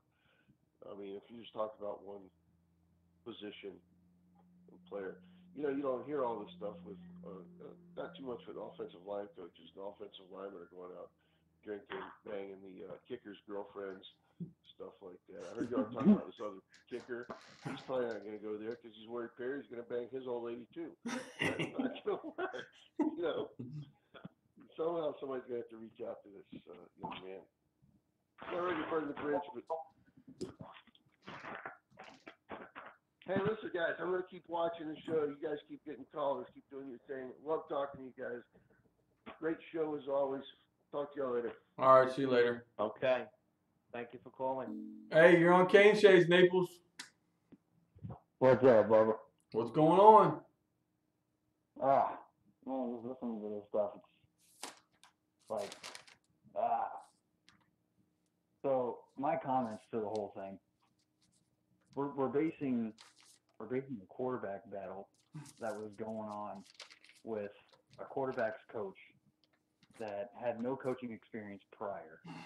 All right, Bingo. Played maybe two games in college in the collegiate level, but had no coaching experience at all. Period. The only reason why he even became the quarterback's coach was because the grandkids and because it's my son. You know, so you know you're basing the quarterback level of play between all three quarterbacks that were on the roster last year on a guy who had nothing, absolutely nothing.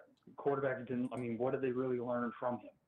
The only one that really actually had talent that was showcased, you know, the only one that had his talent showcased was really Perry. You know, we never really got to see if Williams was learning anything. We never got a chance to see what Weldon was learning. You know, and the quarterback play from Malik Rozier, obviously, we know how that all went. But again, that all boils down to the quarterback's coach. You had a kid basically teaching kids. You know what I'm saying? Yes. And it obviously didn't pan out very well at all, because here we are talking about it. You know, granted, yes. Well, wasn't Perry's Mark good. Rick also working along with his son? Wasn't Rick also working along with John Rick? To what degree? We don't really know what was going on in the we don't really know what was going on in the Green Tree practice field of exactly how much he was involved. You know, Mark, don't get me wrong, Mark Rick talked up a lot of games. But at the same time, what did he also do? Threw everybody under the bus. Yeah, he did. He never threw his son son. He didn't throw himself under the bus. He always threw everybody else under the bus. It was never my fault. Never my fault. It's everybody else's fault. The kids are not doing what they're supposed to do. Not in the right position. Not here. Not there. You know, anybody can blow smoke up anybody's ass. You know. I agree. I mean, so for me, I think Enos is definitely going to pull every ounce of these quarterbacks, regardless of who comes here, whether it's a grad transfer or whether he sticks with the quarterbacks that are on the roster. Either way, we're going to have immense quarterback play, and the whole quarterback room is going to be totally different from what we saw last year and the years before. It's going to be totally different. If we win 7 or 8 games this year, we're not going to attract elite recruits. So my thinking is if you brought in Hurts, we'll win 10, 11 games with that experience. He'll show some leadership in the locker room, and he'll also bring in that Alabama work ethic mentality that I don't tolerate bullshit and I don't tolerate losing. And that's I agree. I agree with that. I understand what you're saying. Okay, so if we win 10 or 11 games next year, okay, we get the elite recruits, and that's what's going to make us better. Yeah, but you also have to look at it too, though. You know, what did Miami in the past build its roster off of? I mean, Manny Diaz said it the best. We had guys that weren't treated fair in the whole ranking process. Guys that were probably 3, maybe 4-star, who should have been every ounce 5-star guys. Yeah. You know, we went through the whole entire Florida pipeline, brought in all these kids, you know, and every single one of them, you know, they might not have been elite caliber, but they had elite caliber play. They might not have been elite in terms of rank, but they were elite in terms of quality of play. You know, well, they say you can bring in 5-star caliber guys. That doesn't mean that you're going to win games. I.e., Florida State. Look how many 5-star caliber kids they got on their roster. How many of them played last year? They had 6 and they lost 7 games. They had more sitting on the bench though.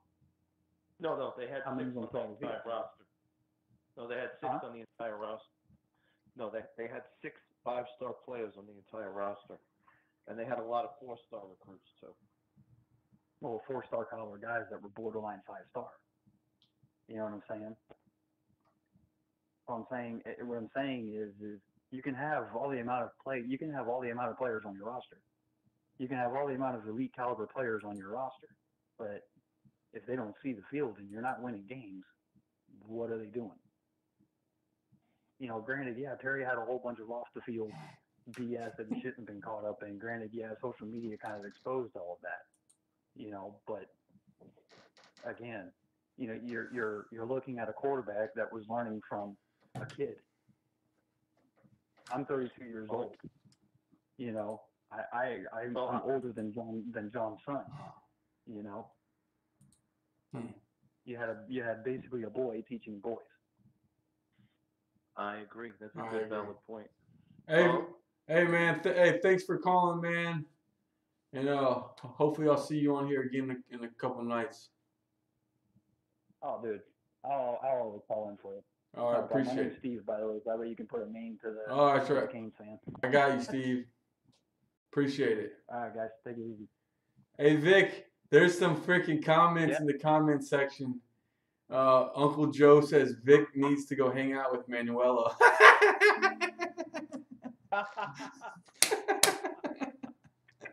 Manuela is back in Italy. Oh shoot, that's fucking hilarious. Miami's past is the past. Leave it alone. Oh yeah, Willie Taggart's basic play calling. Fucked FSU. We're gonna be all right. Don't trip. Miami roster full of outgoing garbage. I'm sorry, but it is what it is.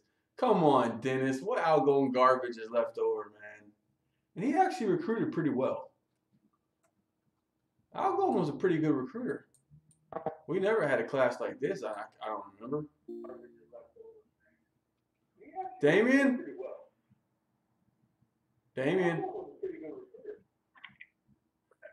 Hey, Damien. Yeah, what's going on? I can hear the show in the background. I'm here. All right, good. You turn the show down. It was in the background. Oh no. That was Manuela. I'm here with Manuela. She fucking doesn't know how to fucking operate a TV. Oh, yeah.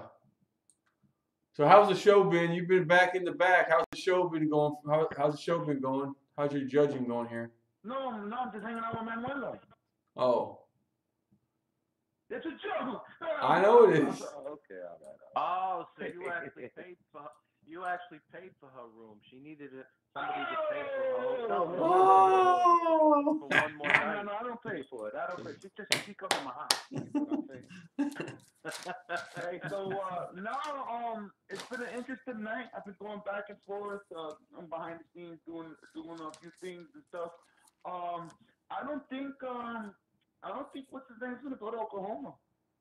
Where do you think he's going? Is there a way you can put a picture of Manuela? Oh, come on, we're not There talking a about Manuela no more. Goddamn. No. Is there a way you can put a picture of Manuela on the comment section? No, you have to put it on Twitter. This fucking I wish we could. No, I wish we could. I reached out to a few people to ask about the situation, and to be honest with you, they haven't heard anything about the Oklahoma thing. Really? The Oklahoma thing seems just like another bullshit rumor. Really? I wish we could put Manuela's picture up in the comment section, man. I wish I could. I wish there was a way so all y'all could see. But you could get flagged, right? Or no? For what? Putting her picture in the comments? It's a naked picture or no? No, she's in a dress. Oh, you know what? I think there's a little photo edit going on in that picture. Can I look at that picture a little carefully? No. And the picture, the picture with you looks different from the other picture without you there. It almost looks like photoshopped a little bit. She did. She photoshopped it. You know what? I didn't know people could put a face to what Vic was talking about. Yeah, it almost looked like Vic just put the face to a girl with the bikini or whatever. That's what it looked like. No. Yes, you did, Vic.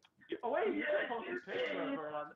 You can post a picture of her on the Cane Shades Facebook. Yeah, page. but see, this is what Really okay, want to we'll see a have picture people. of what she looks like. No, but I want to see the picture because you got the bikini picture, then you got the other picture No. with you and her, and it's different. No, but then there's one of her. There's one of her by the pool, just by herself. Yeah, okay, the one with her by herself and the one with you. I don't know. I looked at it and I kind of raised an eyebrow. I'm like, oh, looks like Vic's playing with the Photoshop. No, I don't even know how to do that. Really? Yeah, and you're from the hood too. He is. He's from. All right, hold on. Hey, do you know Joey Diaz? How do I do? Vicious Vic? You know Joey Diaz? Yeah. No, I don't know. You don't know Joey Diaz? No, of course he doesn't. He's New York. No, he's not. He's Mr. New York. He's New Jersey. He's New Jersey. God, Vic. Yeah. He doesn't. Vic is not like that. He doesn't know what's going on in the hood. Thought you were. Anybody on the line? No, nobody's on the line right now. No one's calling in. Yeah. It's just us right now. Come on, say the number. They can see the number on the screen. 866-501-2993. There you go. All right. Hey, off the air, bro. Yeah. I gotta talk to you about the Monday Night Wars. It was very interesting. Oh. Hey, everyone, go to our Twitter. Go to our Twitter. Oh, you're gonna put the picture on your Twitter? Yeah. Let me, because we got over like 3,000 pictures. Like, you sure you want to put that picture on the Twitter? No. Don't put a picture of me with the. It's not you. Well, let me at least put like let me at least put a hurricane like. No, I put. What do you think of Manuela? Go look at our Twitter right now. I'm only gonna keep it up for a few minutes. But no, Vic, you're not in it. All right, go. Okay, yeah, go ahead and do that. Go ahead and look at the Twitter. Go to if you want to see Manuela. No, that's okay. You keep that up. That's good. Yeah, no, but I actually want to take that down, and I don't want people to be perverts. If you want to see Manuela, go ahead and go to @CaneShades. Our Twitter handle is @CaneShades. CaneShades. Cane Shades. Go ahead. You know what you could do? You could press the follow button too. Vic, is that a good picture? In the latest and greatest news. What happened, bro? No, Vic saw it. Vic, that's a good picture, right? Yeah, that's fine. It got Rampage Kane saw it. He retweeted it. Adam Tolbert. You know what you could do? Hold on. Man, fuck putting on on Twitter. You got a screen. Why don't you just show the people on your screen? You got a fucking screen. No, because you can't see it good. Hey, I gotta read the comments though. Adam Tolbert, she got a big ass chin.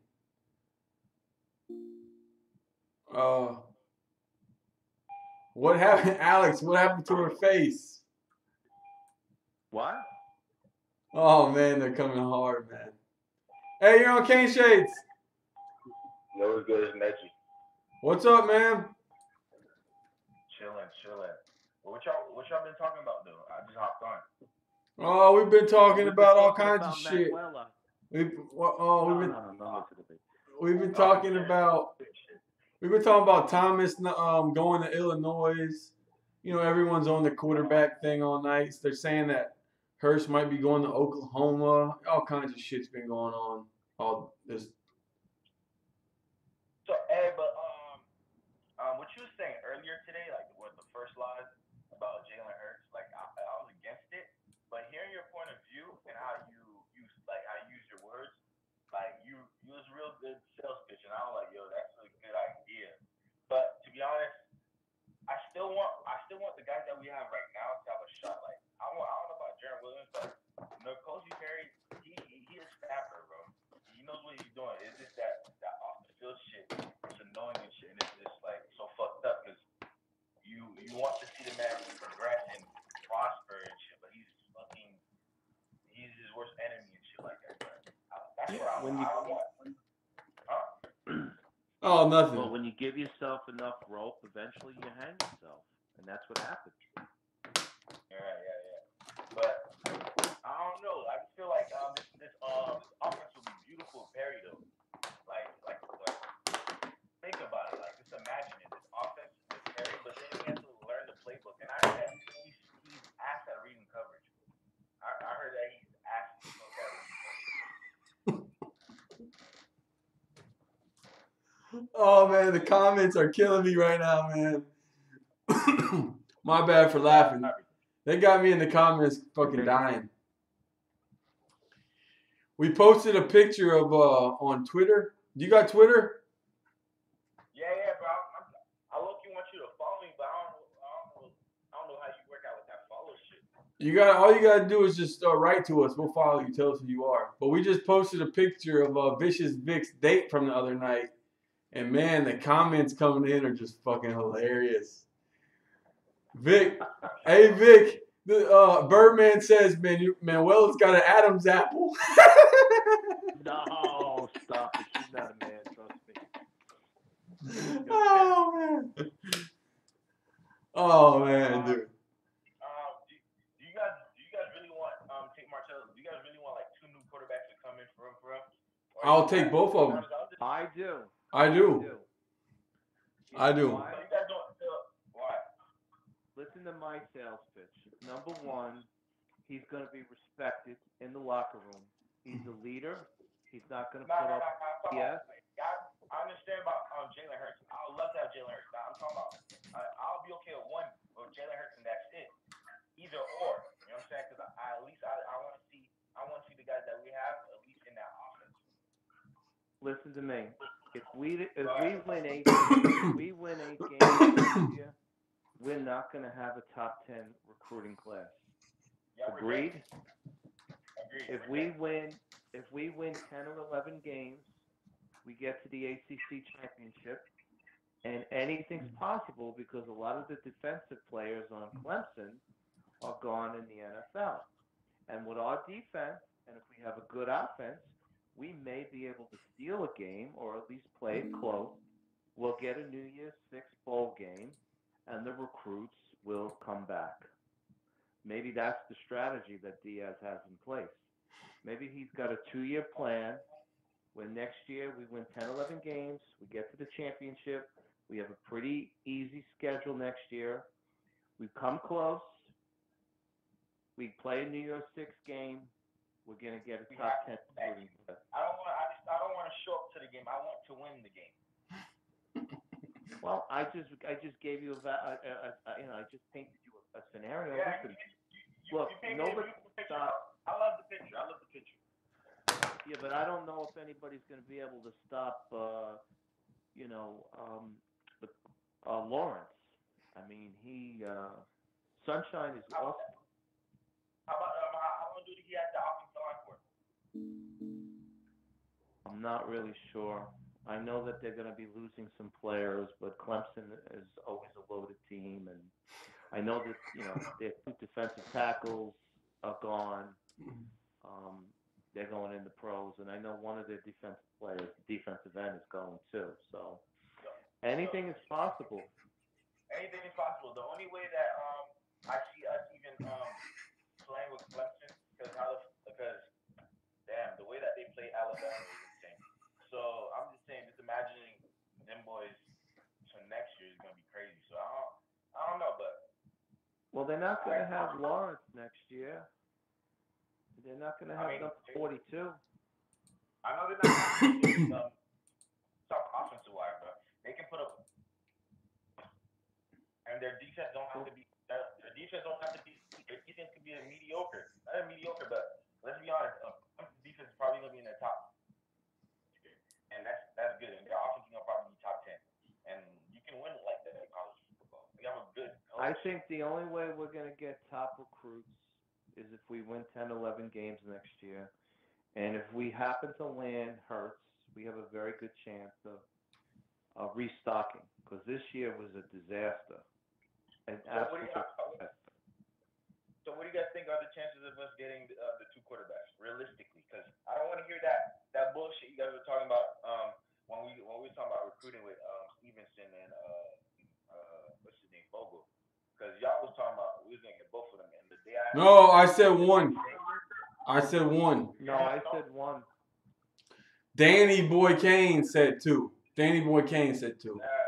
He was on some Hennessy that night. I don't know, but that shit was wild. I'm like, yo, what the fuck? And then whenever the following day or whenever they announced it, and we didn't get none of them boys. No. I was like, damn. Whiff. But realistically, what do you guys think? Like, what are you guys hearing from your sources, or who's talking nicely?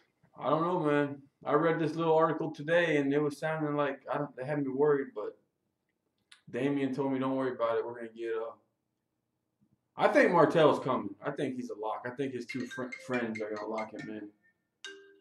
That's crazy how Reverend wants him to come. Yeah, I know. Like, I don't know what's up with the quarterback room, bro. I wish I was like a little fly in the room to really know what the fuck going on, but shit. It's some suspect shit going on. I don't understand it. And I don't want to put it on the players, but and then we have coaching. The coaching was ass from the get go, like from the jump. And I also feel like Mark Richt was even though Mark Richt said that he's gonna be working with the quarterbacks, I felt like he was still in that CEO type of role. I think he was just worried about the offense and let his son just really focus on coaching the quarterbacks. Oh man, shoot. What do you? Oh, fucking Vic. Vic, have you read these comments? No.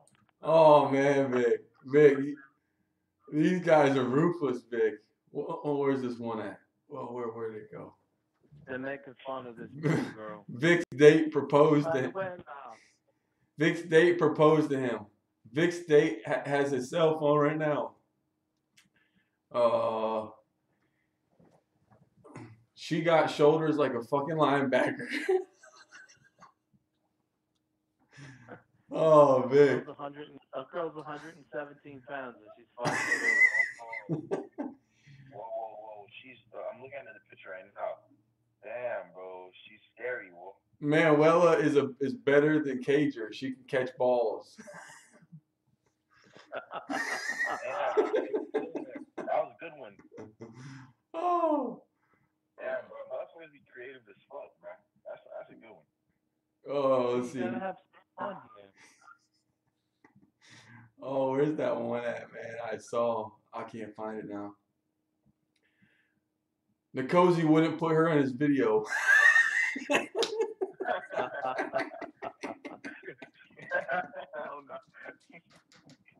Hey, so what's up with this video that I keep on hearing about?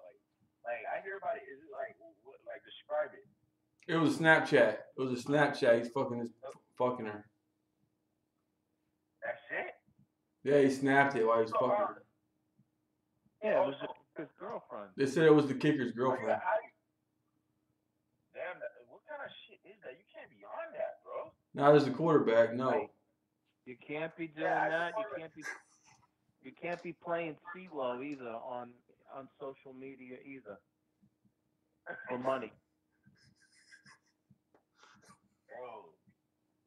He hangs out with Jameis too much, bro. I thought Jameis was gonna teach him how to fucking be a player, but damn, but like this, he hangs out with Jameis too much. Cause I heard one of my friends, I heard that Jameis used to get away with a lot of shit. But then again, that kind of stuff should not be getting out the program, bro.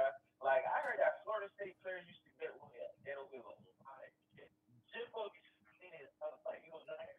Yeah, but they weren't putting it on social media though. They weren't putting it on social media. Well, think about this. Jameis was responsible for winning that national championship, and 2 years later, he got a $75 million contract because of Jameis. If you think about it. Oh man.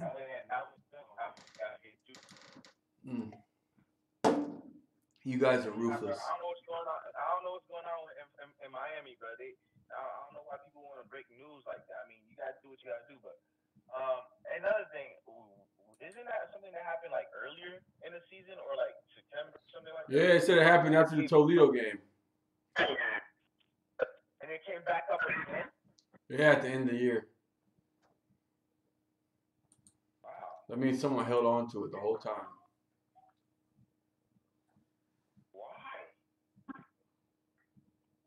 I don't know. Who knows? It was a school paper that did it. Damn, so they just don't want these motherfuckers, bro. I wouldn't. Why would they release that though? Why would the school paper do that? That doesn't make any sense to me. Like it wouldn't happen anywhere else.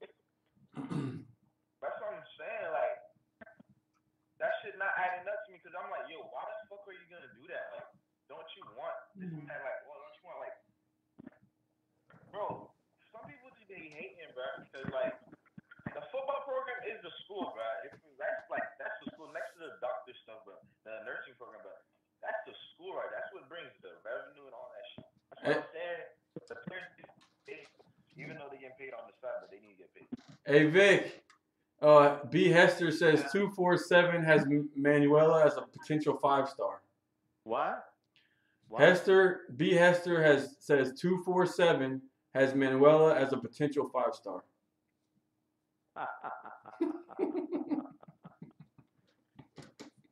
I spoke better Italian than she spoke English.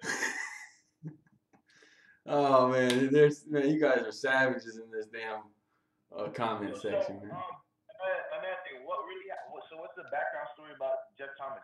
Because I'm hearing that he could have stayed, but he didn't feel like Miami was showing the same interest. Blah blah blah. There's a lot of rumors. There's one rumor that the team had a vote on it last night and they voted against him.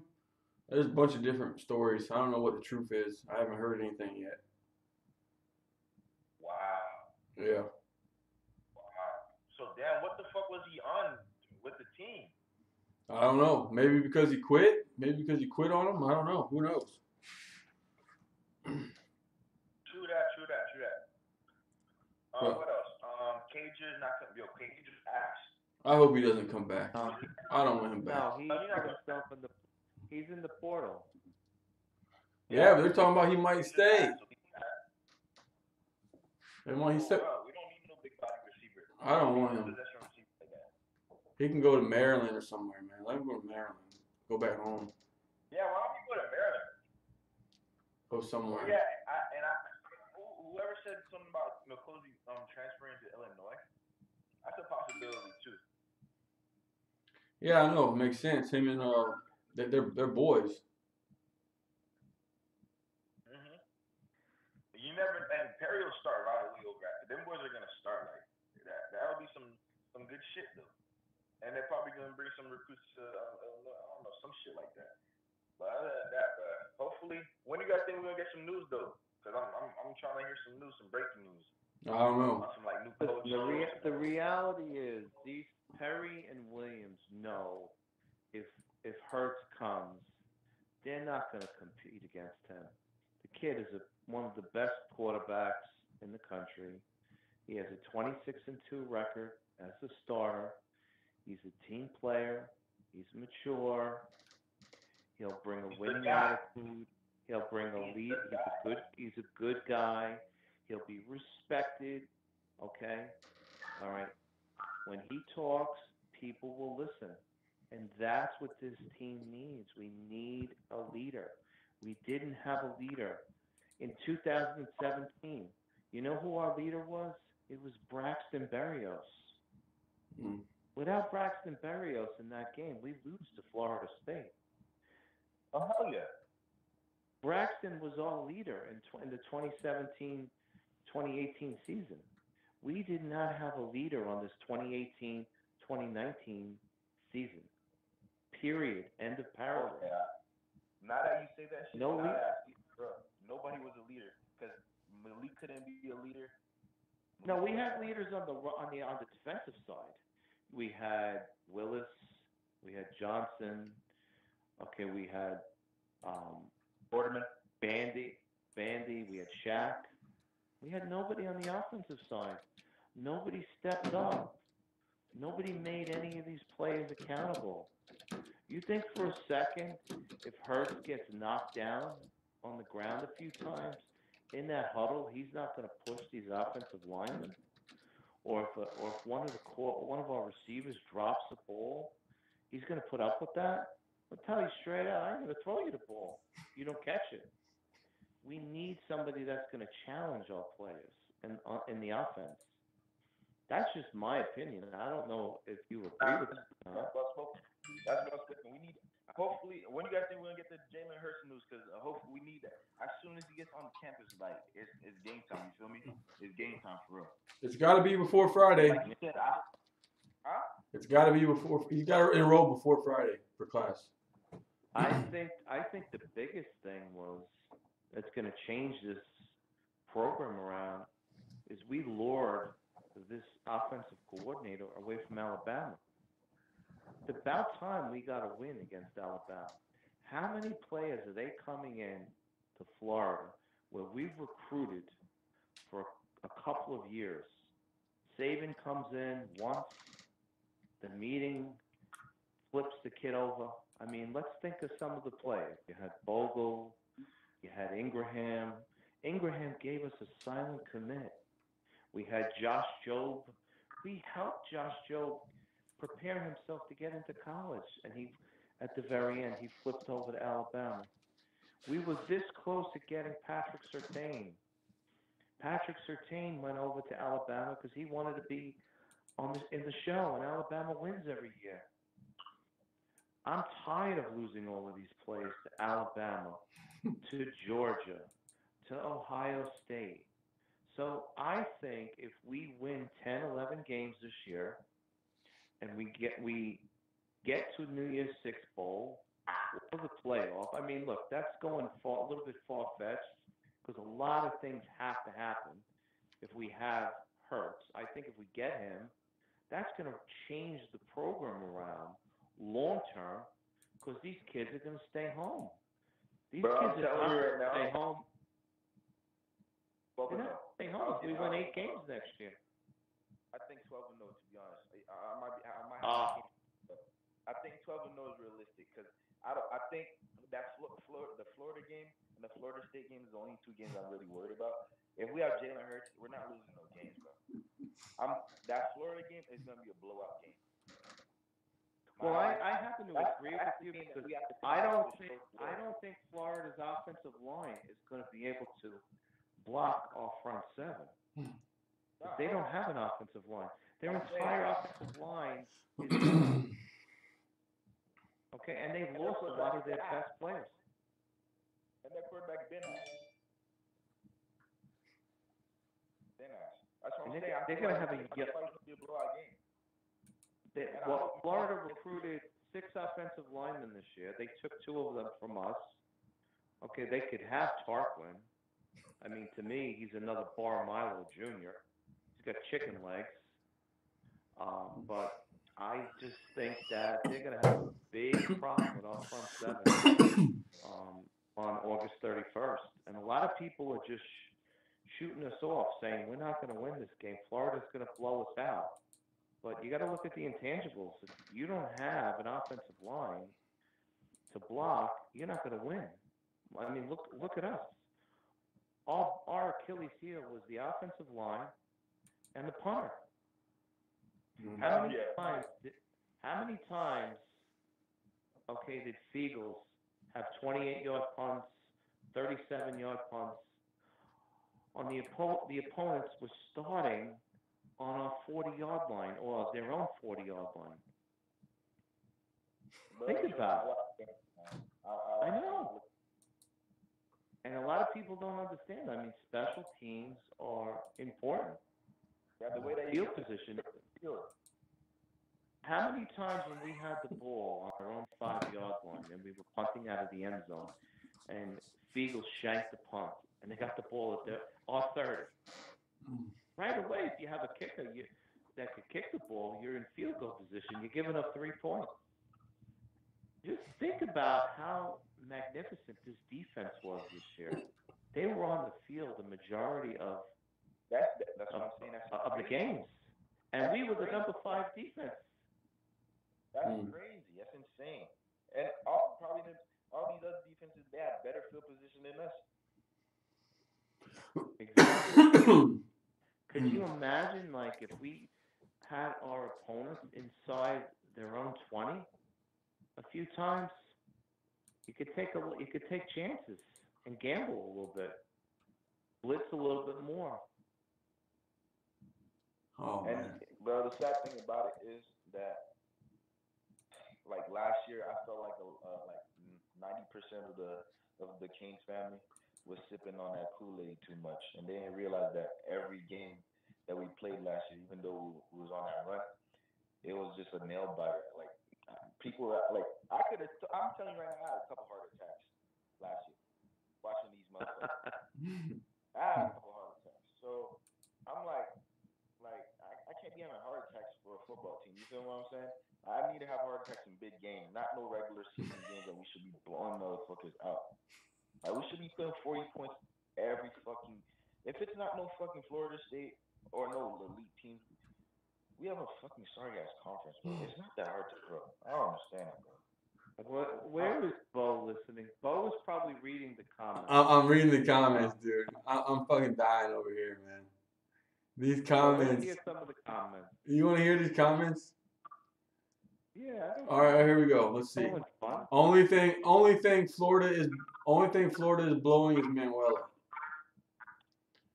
Manuela can lock down Jerry Judy. I heard she covers very well. Who's uglier, Manuela or Feinbaum? Oh man, they're killing you. Oh, she's not. Manuela has a. Did you guys hear that take from a Miami Hurricanes fan? Yeah, I heard it. We played it. We played on the show the other night.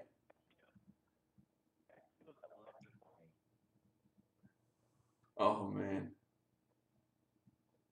God, I can't believe they're still writing about fucking Manuela. God. But Hey Vic. What are you gonna talk about? What? How about this one? Vic be like, Manuela ain't a dude. Her pussy just looks like a dick, guys. God, Vic. Hey, one guy on Twitter said she was cutie though. One guy did say she was cutie. God. These guys, man.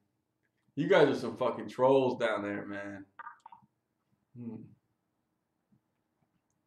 These guys are trolls, bitch. But hey, when are we gonna announce the new the tight end coach and the wide receiver coach? Shoot, we're waiting on just like you. I have no clue what. Hopefully soon. I don't know. Maybe the coaches they want are with another program. You can't leave that program until after signing day. Is what maybe that's what's going on. Oh, for real? I mean, you gotta think the other team wouldn't want them to leave until after they get whoever they get signed. Damn. Because you got to think, we got Alabama offense coordinators doing quarterbacks. Our running back coach came from Kansas State, and our offensive line coach came from the NFL. I don't know what's taking so long, to be honest with you. I don't know. All right, so how about this Pete Martell thing? When are we gonna get an answer from him? It's gotta be before Friday. By Friday, he's got to enroll in school. Unless he's going back to Ohio State to graduate early. If that's true or not, I don't know. Hopefully soon. Though. Okay. All right. So, all right, makes sense. I guess. But yeah, we'll see. It's gonna. He's gonna sit out here. He's gonna sit out here for a fact. Who? Martell.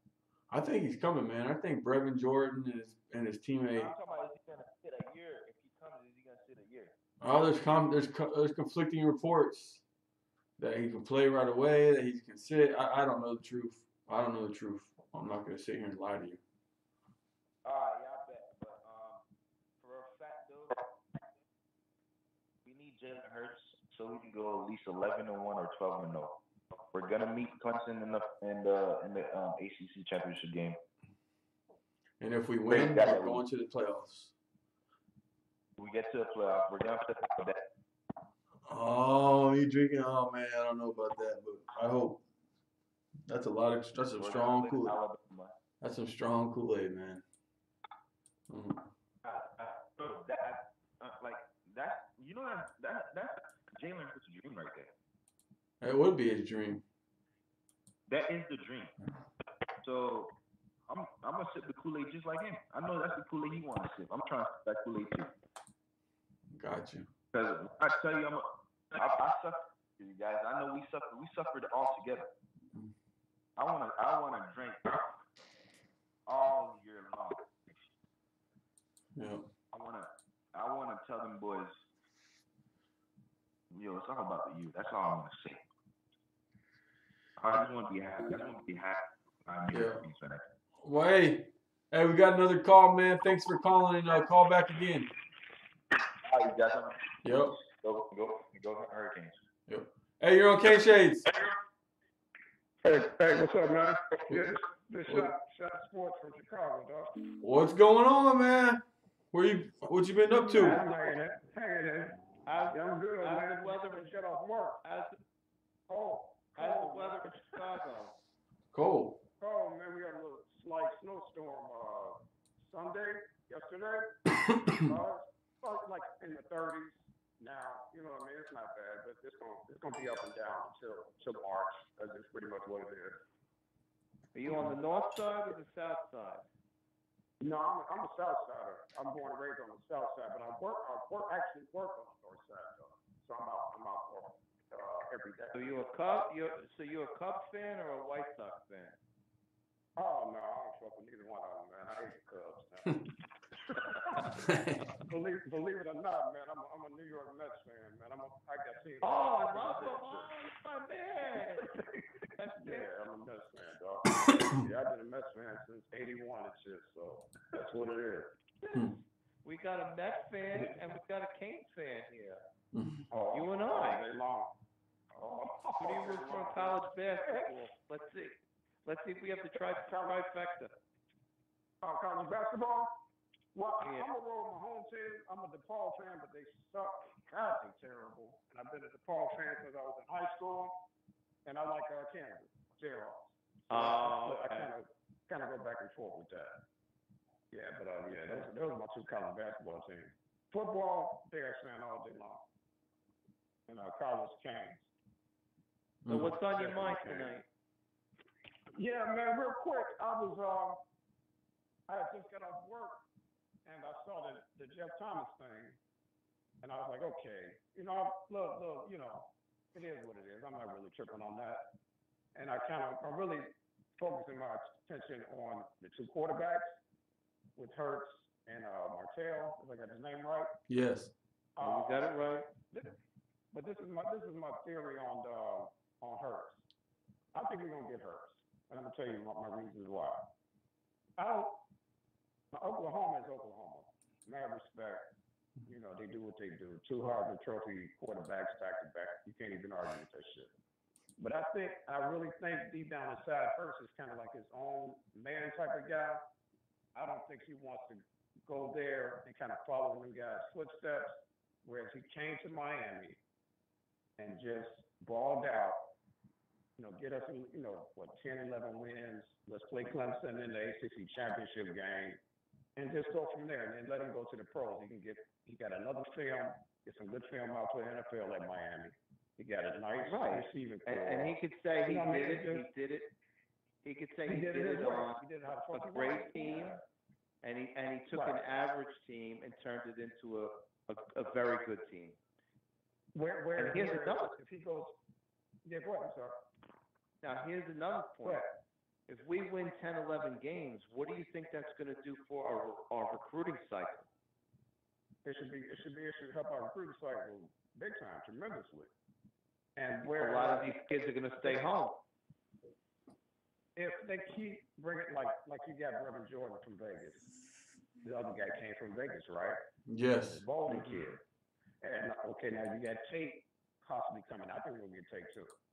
You got Tate coming in from Vegas. And now if you get success with these dudes, and it Hurts come in, then the kids from South Florida start being like, damn, these motherfuckers is winning without us. You know what I mean? Like you let a motherfucker know, like, because if you just fall down at the knees of these kids, this is my opinion, and we need you, you gotta come, and then they turn around and look at you like, fuck you, I'm gonna go somewhere else. Yeah. But if you went in without them and say, yeah, well, we still do need you, now it's more attractive. It's not like you begging them to come, and now they feel like that you guys are gonna win even if we don't come, and we want to still be a part of it. This is our home, this is our home state team. Hey, you think Nick Saban's begging kids? Fuck no. No, I think. Fuck no, no. Exactly. That's what I'm talking about. Like I don't give a shit. I'm still upset when kids from South Florida go to other schools. Oh man, well I understand. Oh fuck that. I don't understand. You know what I'm saying? Yes. Whereas it's like Joe, Sertan, Campbell's pissed off about all them dudes, man. What the fuck is y'all doing, man? Y'all just want to go to a ready-made team instead of holding your own, city and school down. I ain't with that type of shit, man.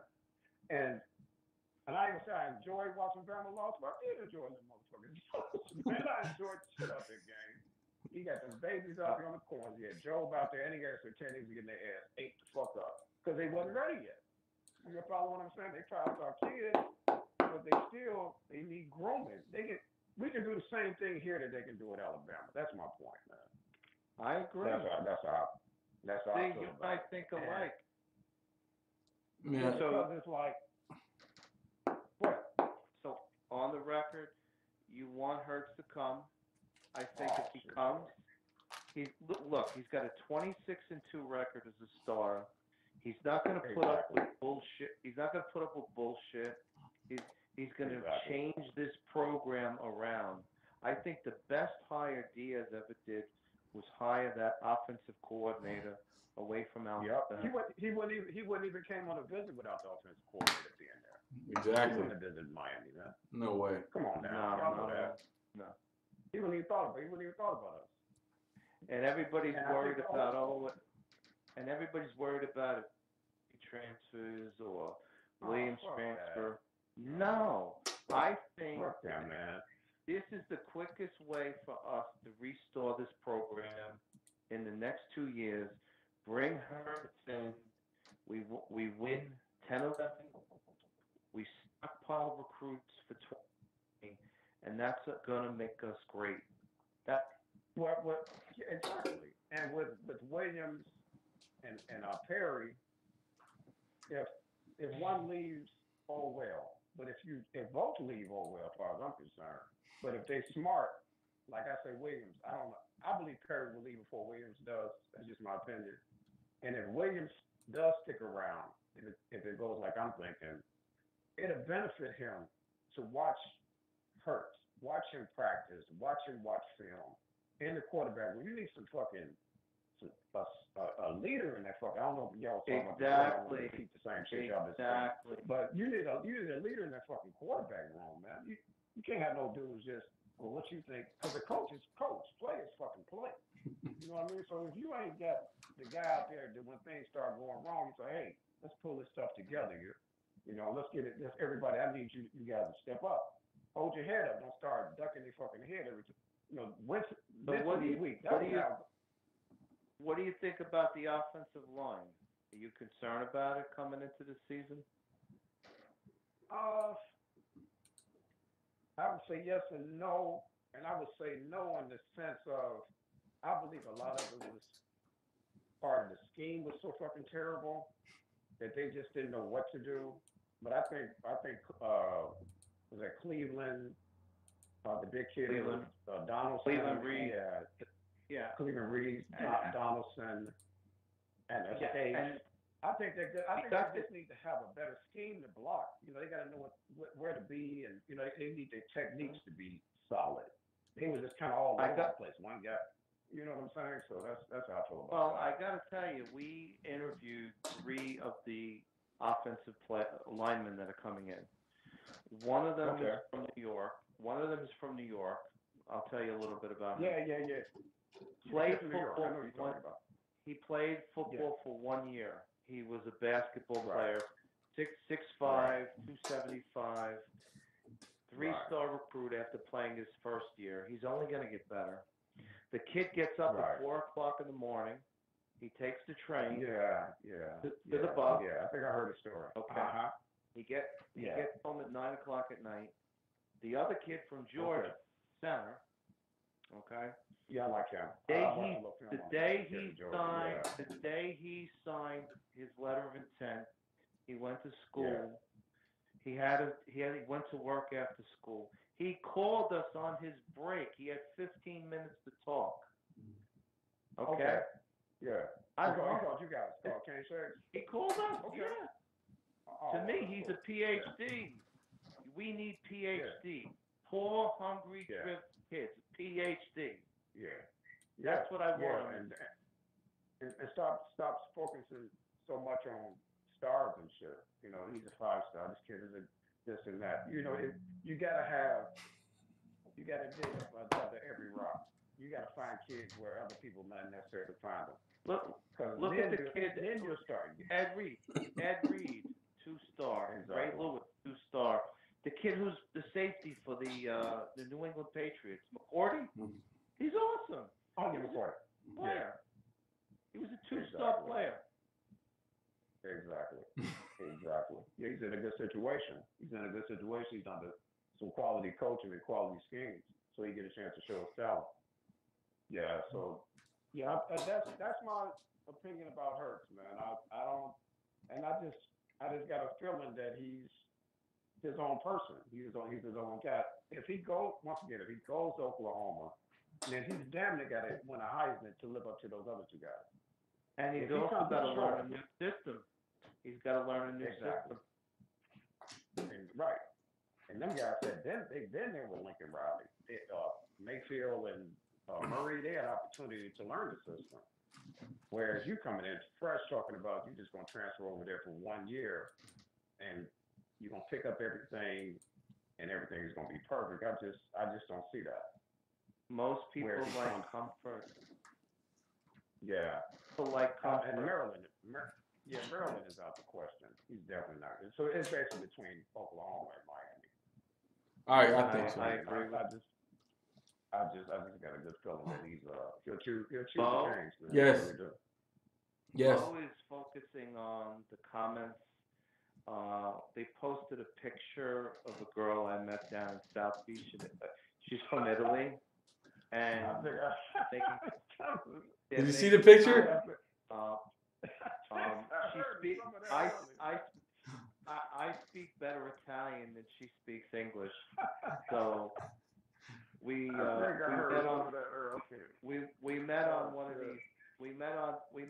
Tinder, and I was down in Florida. Last week, and we went on a date and took some pictures. Everybody's ragging on me. They're ragging on Bishop Vic. Yeah, I heard a little bit of that before I called, man. Man, Vic, the comment section is still about Manuela. I'm talking, this is like 15 minutes, man. They're just going. I don't know how they're doing it. They're doing it. It's hilarious. Yeah, that's funny, man. Hey, man, I appreciate you guys taking my call, man. Nope. Cool. Keep listening. Keep calling. Anytime. Yeah, man. Y'all have a good night, man. King says, man. Y'all stay up. All right, appreciate it, Have a man. happy and a healthy, buddy. All right, brother. Take care. Wow, Vic. Well, Vic, we had a pretty good show tonight. Yep. Pretty good show. Comment section is on galore. Vic, you know what, Vic? I gotta thank you, Vic, for being such a good sport, man. You're a good sport, Vic.